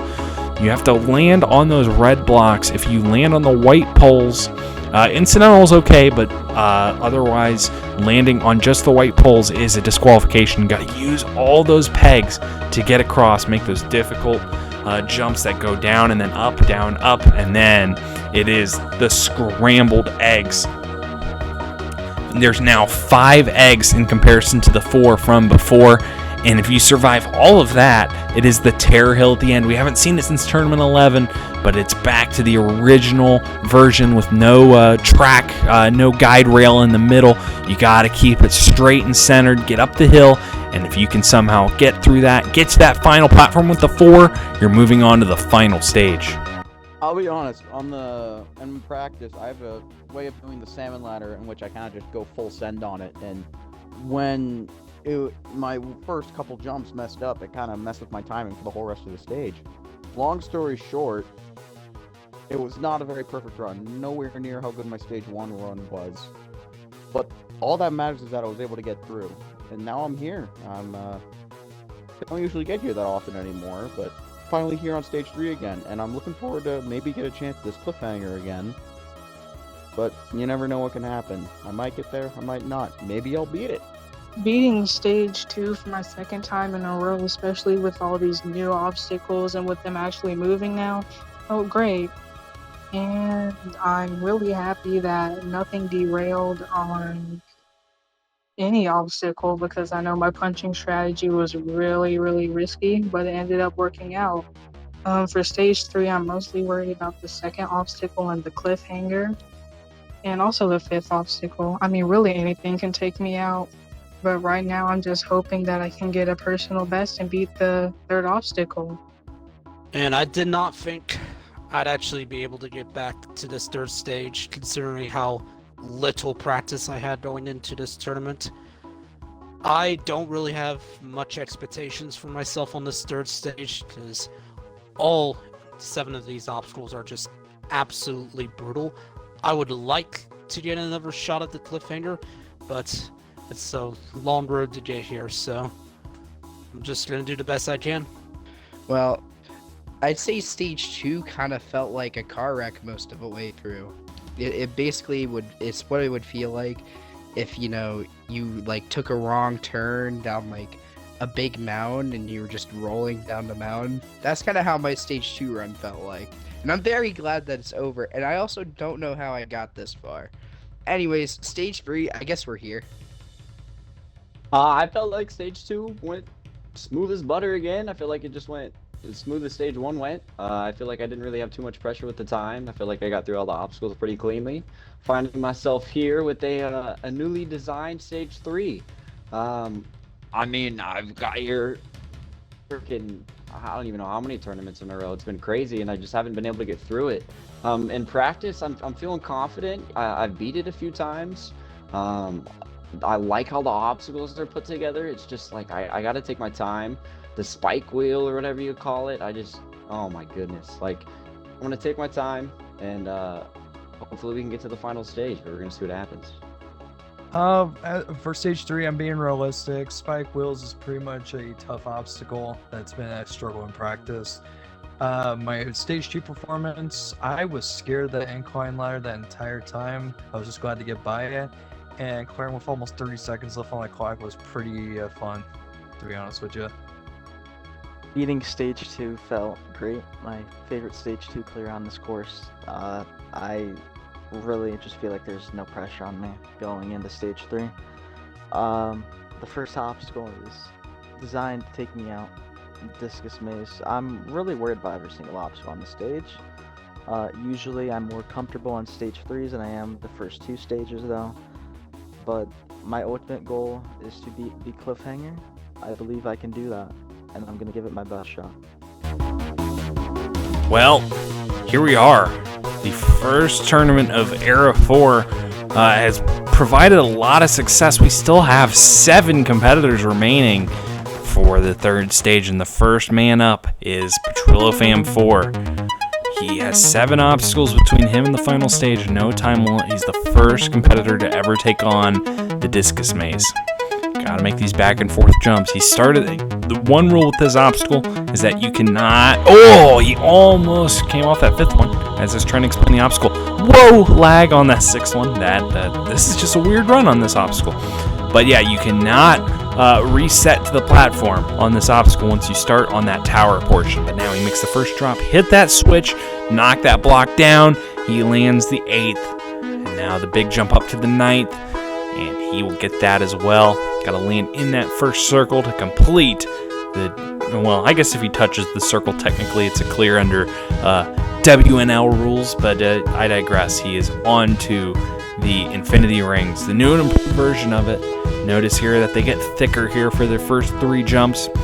He gets that 4th ring, no problem, and now they get thinner as you go, so you got to angle yourself back in. Looks like he's handling it well so far. Going for the final jump. Oh, he uses that support pole a little bit to his advantage, but he's through 2 obstacles. And now it's these 2 bars.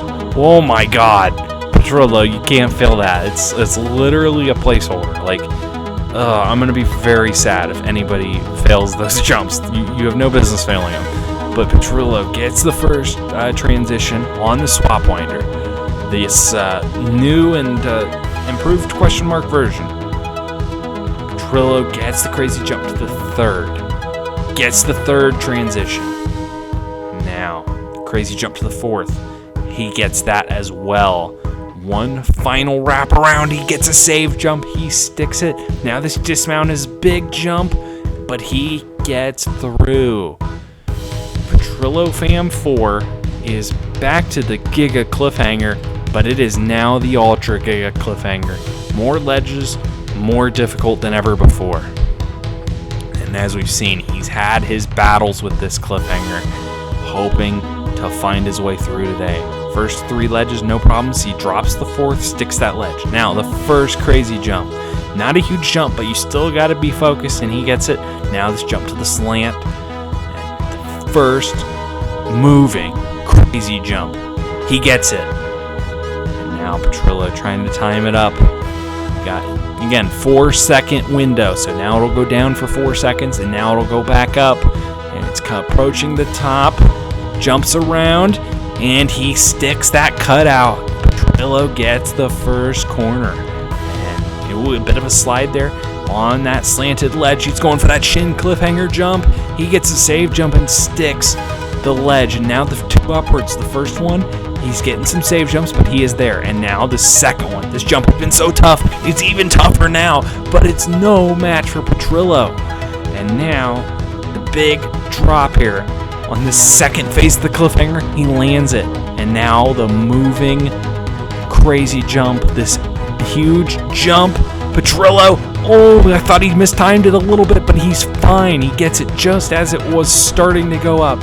And now it is the final corner between him and beating the cliffhanger. Petrillo, save jumps. He lands the final ledge, and Petrillo Fam 4, the first competitor to take on the new version of the the Giga Cliffhanger, the Ultra Giga Cliffhanger, he is through it. That is an unbelievable showing. And Petrillo, for the first time since Tournament 16, is on the back half of Stage 3. He has been just thinking about this moment for a long time, but now it is the spike wheels being attempted for the first time. Oh my, he's being a little bit wild here, but he's dropping his way down, being aware of the blocker screens between wheels 1 and 2 and 3 and 4. Oh, he almost flew too far again. If he lands on that white section, he is disqualified, but taking his time, jumping down, using all those pegs. You are allowed to skip if you choose. But now he's up to the 5th peg on this wheel. He's up to the 6th. And now, oh, this jump is very difficult. This last jump on the even-numbered wheels is so tough, but he gets up, clips that white a little bit, but he's fine. There's a little bit of maybe incidental, but no problems there. And now, it's just a mirror image. He's basically done the obstacle. He's now got to do it all over again, though, to officially complete it, as wheels 3 and 4 are mirror image of 1 and 2. There's nothing different about them. Now, the transition to the 4th wheel. That 3rd wheel was no match whatsoever for him. Trillo dropping his way down. Using all of those pegs. Doesn't want to make a mistake. He's getting some save jumps and sticks that 5th one. Up to the 6th. Oh, he bonks his head. Almost came on that white pole, but he had enough on the red. Again, if he has just any part of his body touching the red, he's fine. Oh no. Misses that first jump up to the 7th. Trying again. Misses again. He's got to get himself in position. He's missing a lot of jumps, but he's saving himself. He lands on the white. Just as I was talking about it, it's how Petrillo's tournament ends. And that's such a heartbreaking way to go out. It was just a brilliant performance from Petrillo. But he's out via disqualification at the spike wheels. Notice here, the first time he did the upward jump, he landed beautifully right on that edge. But there, notice here on the 2nd attempt, he is not on that red at all. He's just completely on the white. And that is a tough break for a Petrillo fan 4. Not to take away from his performance, though, at all. Just a brilliant, a bit of a bounce back, throwback tournament for Petrillo. And hopefully, it gives him confidence going forward and he can build on that in the tournaments to come. We still have 6 more runners here on stage 3. First them to go is Eternal Flame. Eternal got here in the last tournament, failed the earliest of the 9 competitors on stage 3 at the hands of the Hockey Pucks. Eternal's made that first drop nicely in the discus maze, going for the 2nd one, gets that, and now using a bit of a pole whip to get to the 9th and final discus and get through that. And now the Infinity Rings. There's no match for Eternal last time, but again, it has been buffed a little bit here. Eternal's handling it well, though. To the 6th. The 7th, going for that dismount pole. Oh, bit of a false start there, a bit of a jump up in the air. I think Eternal was considering going for a full send up those poles, but no reason to full send that, frankly. But now, going for that jump to the 2nd one. So far, so good on this for Eternal. A much more difficult 3rd obstacle than the one she failed last time. Gets the 4th. Now this final wrap lands right on the edge of it. Going for the dismount. Oh, close, but Eternal is through, shooting around, celebrating a personal best. Now it is the Ultra Giga Cliffhanger. Crazy to think, though, Petrillo did beat it. Whoa! Eternal going right for the crazy jump across.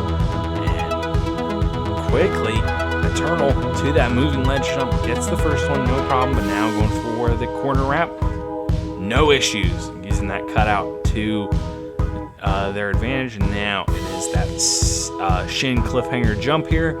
Eternal lands it with a save jump. 2 upward jumps, first one's good, 2nd one is good. Eternal dropping down, save jump, good, and now it is the 2nd moving ledge. The much more difficult moving ledge. Gotta time it just right. Eternal lands it. 1 jump left. Going for it. Eternal Flame has done it. Eternal Flame is through the cliffhanger. First time attempting a cliffhanger in a renewal tournament. And Eternal gets by, and now dropping on down here. Skips a peg perfectly fine here on this obstacle. And now on that 2nd wheel. The downward wheel. Now you gotta climb your way back up. Oh! Oof, that was a head hit there. That could have been disastrous. Oh, another head hit. Eternal now, though, on this difficult jump. Comes off and cannot recover. Eternal Flame was off at a bit of an angle and could not land up on top of that 7th peg of wheel number 2. It's a tough jump. We just saw it from Petrillo. You gotta angle yourself just right. You know, there's some concern about, landing on the white and having the disqualification, especially if you're watching Petrillo. Unfortunately, Eternal was too far off to the side and then couldn't bring herself back to land on that 6th peg. But what a great tournament for Eternal. Personal best, beats the cliffhanger. Nothing to be ashamed about at all. And now we have 5 left. And the first to go is RPG 445. To think of really the come up of ROG on this game. Now ROG's 3rd stage 3 in 6 tournaments, following a career of really moments where you think of what could have been for ROG, and since then ROG has been a dominant competitor on this course. And first drop of that discus maze was no problem. Now going for the second one gets that. Big jump up to the final discus, and he gets that and gets into the infinity rings. ROG likes to do a lot of stuff on the left side, but he'll do this obstacle on the right like how he has been. Now again, ROG is one of the few people that have failed this obstacle. He failed it in Tournament 21, back when it was Obstacle 3. In the next tournament, it was moved to Obstacle 2, if you recall. ROG, though, handling it well. But it was right at the end when he came off in Tournament 21. He's on that 6th one, taking his time, perfectly fine. You don't have to go full speed racer on this stage. A little bit of lag there. Jumping for that 7th ring, going for the end. He is on the first of the 3 resting holes, and now he's up to the final one. And ROG is now in position to take on the Swap Winder for his first time. Hard to fathom. This obstacle's now been beaten 5 times in a row if you include, the 3 finalists from last time, and now the 2 for 2 to start. ROG now transferring. Get on to that 2nd transfer here. 2nd wrap, no issues. Taking his time, lining up. Oh, was close, but it lands that 3rd one.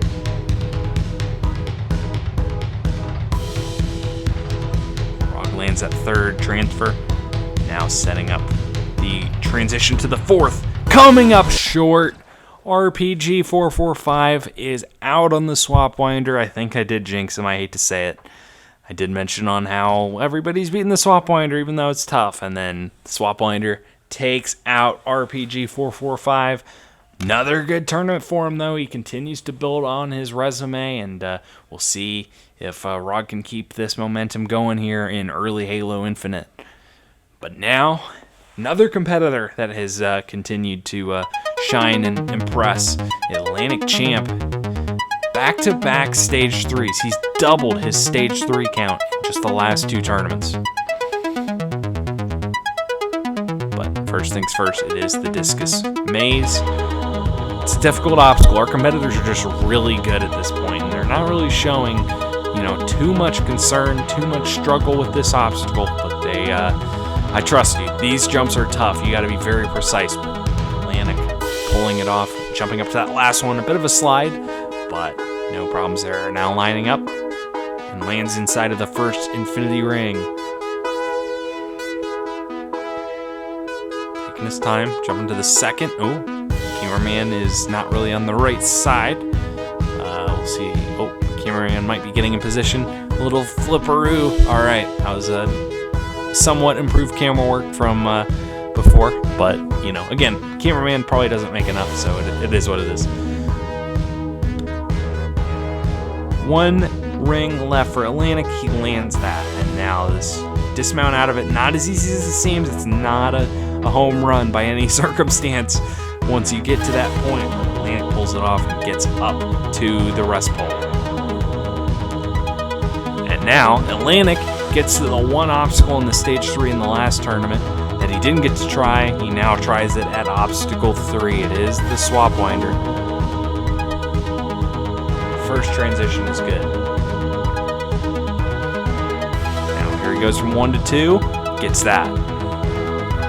Second corner wrap, good. Taking his time setting up. Atlantic is a jumper that likes to go fast, but if he needs to slow down on stage 3, he's definitely, matured a little bit with his stage 3 approaches in recent times, it feels like. And Atlantic taking his time here. This is the jump that Rog failed. Atlantic gets it though. And now the jump to the 4th. He gets 2 stuck in. Could not angle himself correctly. And Atlantic does one obstacle better than Rog, but it's still not enough to get through the swap winder. An impressive run again for Atlantic. It's another stage 3, but he will not get to face the Ultra Giga Cliffhanger today. And we are down to 3. And Fireball off and running here for the 13th time on stage 3. To think of, his stage 3 clear in tournament 3 and how long it's been since then, and Fireball has not been able to find his way back to the final stage despite multiple close calls. But Fireball is just speeding his way along. Again, this is just the way he jumps. Just got to do what you're comfortable with. Fireball going absolutely wild through that infinity rings. Just no real stop there. And now he's going across the swap winder. This took him out in tournament 23, the one time he got to try it. But, it wasn't really any of these jumps. It was the jump to the final dismount pole that got him in that tournament. But Fireball just speeding along and gets the dismount. Fireball, I guess at least that's some measure of revenge for tournament 23. He beats the 3.3 swap winder in tournament 26 as he gets the first 3 jumps, dropping down to the 4th. Save jump, sticks it. Going for the crazy jump, and he runs right off the ledge. Fireball is out on the Ultra Giga Cliffhanger. He's failed the Cliffhanger 2 tournaments in a row, and he's duplicated H&W tournament 26. Transition, he goes for it, he doesn't jump. Fireball is out on the Ultra Crazy Cliffhanger. Just like on Smokey's course last time out. I guess tournament 27 hasn't completely aired, so maybe he did that again. Who knows? But regardless, Fireball, it's becoming a trend. Fireball setting up for crazy jumps, not taking a ton of time, and running right off trying to get a super late jump. Again, this may just be a simple, convenience or whatever, but either way, a tough break for Fireball as he fails, frankly, one of the easier jumps on that cliffhanger, but it goes to show any jump on that cliffhanger can take you out. I've said it before, and I will say it again. Now just 2 competitors left, though, and Free is underway. Free has been just absolutely electric on his first 2 stage 3 appearances. A save jump there on that 7th one, but he's okay. Now going for the 8th save jump. Good. Jumping up to the 9th. Gets into the first infinity ring. He's like Fireball. He's going full steam ahead. It's kind of what Fireball used to be, where Fireball was getting the fastest time, going fast on everything. Free's kind of now taking that mantle, at least a little bit. But now Free is he's already made the first corner wrap on the swap winder. He is not messing around. He's got a 50-50 record on this obstacle, but he's improved greatly. He put a lot of time into this obstacle before the last tournament, and now it's technically easier. It's only 4 jumps instead of 6, like it was when it was the last obstacle, but Free, no issues whatsoever. He's to the Ultra Giga Cliffhanger. Just the 4th competitor to get here. It's 2 of 3 so far. Free, so far so good. Oh, he goes right for that crazy jump. Just took out Fireball, but it did not discourage him from going for that full send like Eternal Flame did. And now he gets that first moving ledge. Riding it up, going for the corner wrap. No problems. And now it's the Shin Cliffhanger jump. Free. Whoa, he landed pretty far back, but he lands the ledge. And now jumping up, gets that first one. Trying to get to the back of each ledge to get an optimum angle. He barely landed that second one. He got bumped a little bit, but he's good. Makes the drop, and now it is the moving ledge. Free, taking his time, trying to time it up. He goes for it. Oh, he timed it a little off, but like Petrillo, still gets it. just as it was starting to move up. He gets the second corner wrap, and Free MMO Direct is the third competitor through the new Ultra Giga Cliffhanger. That is quite hard to fathom. Just think last tournament or last era, it took 4 tournaments for anyone to beat the Cliffhanger.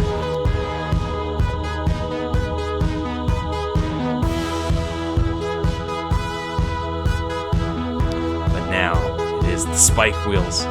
Free moving his way down. So far, so good. This second wheel is tough. You just saw Eternal fail this, but he gets the first upward jump. That is got to be big for him. And now speeding along that third wheel. Getting in position. Taking the big skips from 1 to 4 on those even numbered wheels, but he's up to the 5th, the 6th, and now 1 jump left. Ooh, he jumps way out and would have been disqualified there. He hits his head. That is a brutal way to go out. Free MMO Direct was right under the final block, and he just bonks himself and is unable to get a clean jump up. He got the dolphin hop over to the platform, but it's not much consolation as Free is out on the spike wheels, and the spike wheels are proving to be a very difficult obstacle. But this takes us to the last man standing. The grand champion is the final hope in Tournament 26. We've seen a lot of success in this tournament for renewal, but can Joey do the unfathomable and get to the final stage? He seemed pretty confident, in his abilities. We'll see if he can pull it off. Not a lot of pressure, he said. We'll see if that's really the truth with him now being the last man up. Joey gets the 2 drops down on the discus maze. Really, we don't worry about Joey on discuses like we used to, which is probably nice for me as well as him. But now it's the infinity rings, making his way across. So far, so good. He's on that last ring. No sweat there. Climbs his way up and quickly gets onto the swap winder. He is 1 of 3 on this obstacle. He has struggled on it in the past. However, last tournament, he really sat down, took the time to figure this out. Got some help from Free to figure it out, and it might have been the catalyst that got him to total victory. And so far, he's looking good on it again here. Final corner. He gets it. Going for the final dismount. He gets it. Joey Davis is back to the Cliffhanger. The Ultra Giga Cliffhanger. First lateral jump, first upward jump are good. Now going for the drop to the 4th ledge. Save jump and he'll stick that. And now going for the crazy jump across. He gets it. Jump up to the slant. And now it is the first moving ledge. Taking a second to line it up, get the timing right. He gets that. Now he's got to ride it up. Go forward the first corner. Gets that, no issues. Now the jump out to the slanted ledge, the second slanted ledge. Backing up. Now going for the big drop down. Joey lands it with a save jump. And now the 2 upward jumps, they are tough. The first one is good though. Now going for the second. Joey lands it. Oh man, he drops down. Save jump, he's good. Now it is the second moving ledge in his way. Oh, he's gonna run into the wall. Even with the moving ledge, he times it right. That is very impressive. And Joey goes right for that second corner wrap, and Joey Davis going quickly onto the spike wheels. No time to celebrate apparently for Joey. He means business. He's on to this obstacle. He's the 4th to attempt it. Nobody's beaten it yet. Joey had no problems on that first wheel, going right for that 4th peg, similar to what we saw from Free. Now, this climb up is tough. Those poles get in your way. First of the 2 big ones. Yes, he gets the jump to the final peg. That is proving to be the signature jump of this obstacle. But again, every jump can take you out. You gotta keep your focus up at all times. And so far, he's looking good here on wheels 3 and 4. Save jump on that 4th peg on the skip. Now up to the 5th. Joey Davis up to the 6th. Now, this is the jump. Petrilla couldn't do it. Free couldn't do it. Joey has done it. He is to the scrambled eggs. 5 eggs. 2nd, 3rd, 4th, 5th. To the rest pole. He is there. Joey Davis is at the last obstacle, the Terror Hill. This is unbelievable. Can Joey actually do this? He is shooting it forward, keeping it pretty straight so far, it seems. He's already past the steep part, and Joey is flying through this. It's rolling a little bit to the right, but Joey going for the dismount, and he is there. Joey Davis is going back to the final stage. This has never happened in Halo jumping history. We have never seen somebody achieve total victory and then get back to the final stage in the very next tournament. But Joey Davis has actually done it. I mean, again, just an unbelievable showing. The spike wheels, we've seen our competitors struggle with this new obstacle, but Joey was able to make those 2 upward jumps. Beautiful technique, making those perfect crouches. And then the scrambled eggs kept his momentum up. I mean, these jumps are so difficult, but Joey was able to nail all of them in a row like he has in the past. He did fail it once in tournament 23, but now he has a 3 out of 4 record on it, or no, 4 out of 5, which is pretty good, even better than 3 out of 4. But then the Terror Hill, nobody had ever beaten this version of the Terror Hill without the support rail. Didn't matter to Joey, he had no problems with it whatsoever. Flew right onto the finish line. He will attempt the final stage. Just an incredible performance. The final stage, baby. You did it again? Jesus Christ. What? You did it again, dude! There's no way! Wow! You know, Joey was excited. I think Free might be even more excited, which is kind of hard to fathom. But either way, Joey will attempt the final stage. We saw 2 fails at the Swap Winder. Fireball failed at Cliffhanger. Petrillo, Eternal, and MMO went down at the Spike Wheels. But now, hard to fathom. Renewal Tournament, we are about to reveal the new final stage. It all began with the Era 1, just, all those poles, the cylinder climb, that had probably too lenient of a time limit, in the grand scheme. Yes, Matt cleared with 22 seconds left, but it was just an awesome performance. And even had time to celebrate at the top. Fireball missed a jump, Weapon Matt missed a jump in tournaments 3 and 4, but then Matt pulled it off in tournament 5, became the grand champion. It took 6 tournaments to get back, but then we had the Cubic Chaos. Trillofam 4 and Weapon Matt, after 6 tournaments of waiting, both got to the final stage, and Petrillo came up short. But then Weapon Matt stepped up, his first time taking on the final since his total victory. 65 seconds to get up to the top, and he looked great the whole way until he got to that last cube. It looked like it was going to be a disaster, but then the spring jump of the century, question mark? I don't know. It did get him his 2nd total victory, though. And then we had the 3rd version. Had the tire ladder at first, and then due to Halo Infinite limitations, had to be replaced with that incline ladder, the switchback ledges or panels or whatever, and then that Cubic Chaos in 70 seconds. Smokey probably should have done it last time, but finally, after 6 attempts, Joey Davis, on his 4th try, became a grand champion. And now we are back. In just the very next tournament, we are about to show off the Era 4 final stage. 3 obstacles, much tougher, much longer than anything that has come before it. It all begins with this monstrosity, the Supermarket Tower. If you thought the supermarket was gone, think again. It is now in the final stage. But now, at the end of each supermarket, you gotta do a castle wall.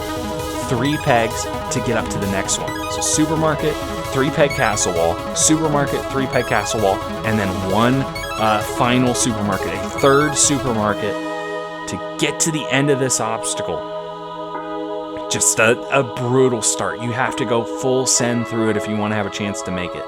and then you use that little support pole to get onto the switchback ledges. Other than the mount, it is the same. And then the Cubic Chaos is a little different. There's now 2 separate cubic towers, I guess we'll go with that, that you have to make some transitions in the middle.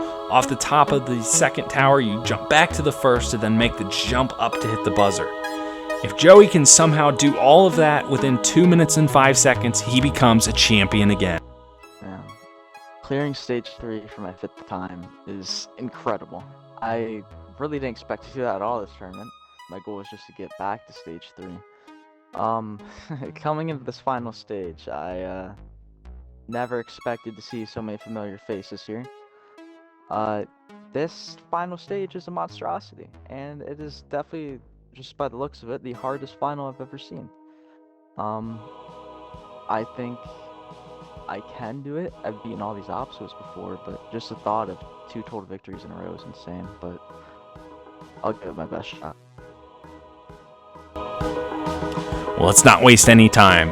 It's a long final stage, a long way to go, but Joey Davis has the chance to do the unthinkable and do a back-to-back total victory. He is off for his 2 minutes and 5 seconds. It seems like a lot of time, but it goes quick, and Joey is moving as fast as he can through the first 4 walls. Just like before, the final 4 walls on each supermarket get a little tougher, and it's a little dark. We might have to fix that for next time, but Joey... taking a little bit of time at that 8th one. It took him about 22 seconds to get through. That's a little bit behind where you need to be. You want to be shooting for about 20 seconds per supermarket. Taking his time getting up this castle wall a little bit, making the jumps. A little bit of time to transition too. This is not as much urgency as I think I was expecting to see from Joey on this final stage. But he's making his way through so far. And now he's into the second half of supermarket number 2. He's coming up on about 70 seconds here as he's up to the second castle wall. Up to that second peg, up to the third, up to the top of it, and now into the third. He's got a minute left. He's well down on time. You need to be getting through this with a lot more than... probably about now is when you need to be getting to the switchback ledges, and unfortunately he still has 2 more aisles to go on the supermarket, but you never know. 40 seconds left as he gets onto the second obstacle, finally the switchback ledges. He beat this last time. He comes off that second ledge though, trying to make up time, and Joey Davis fails that second obstacle for the first time in his career. He's beaten it 3 times before, but the time was just well and truly against him. I think it was just a mix of rushing, and, you know, sometimes you miss a jump, and Joey has done just that. And the back-to-back Kanzen will not happen this time around. It was a valiant effort, just went way too slow in that supermarket, and then on that second ledge, trying to go quick, he just looks like he got a little bit too far off the ledge, off the wall, and could not get the second jump to go to the third ledge. Right there's where he needed to be jumping, and yeah, he just clips right off. And unfortunately, after an incredible performance, Joey will not become the 2-time champion today. Oh, flipped off. Look at how far his body flew up. Hey, Joey. That was a pretty good first time. Man, even on stage 2, I was never fast at the supermarket here, but I really suck at it. This final stage, I'm glad I got as far as I did. Obviously, I had really no time even close to get to the top, but very happy to get here. And, you know, there's a lot of improvements to be made, but man, good luck beating this final stage. It is insane, but I'm gonna do my best going into the next tournament and so on, and we'll see if I can get the 6th final. Well, what an amazing tournament following Joey's total victory. You know, some expected a really tough tournament, and it was for a vast majority of stage 1, but our top competitors really stepped up. 11 stage 1 clears is wild, 7 stage 2 clears is insane, and then Joey getting back to the final stage is absolutely unheard of, and the question is, what will happen in Tournament 27? Who knows at this point? But I appreciate you all watching, and I look forward to seeing you next time on Irish Warrior.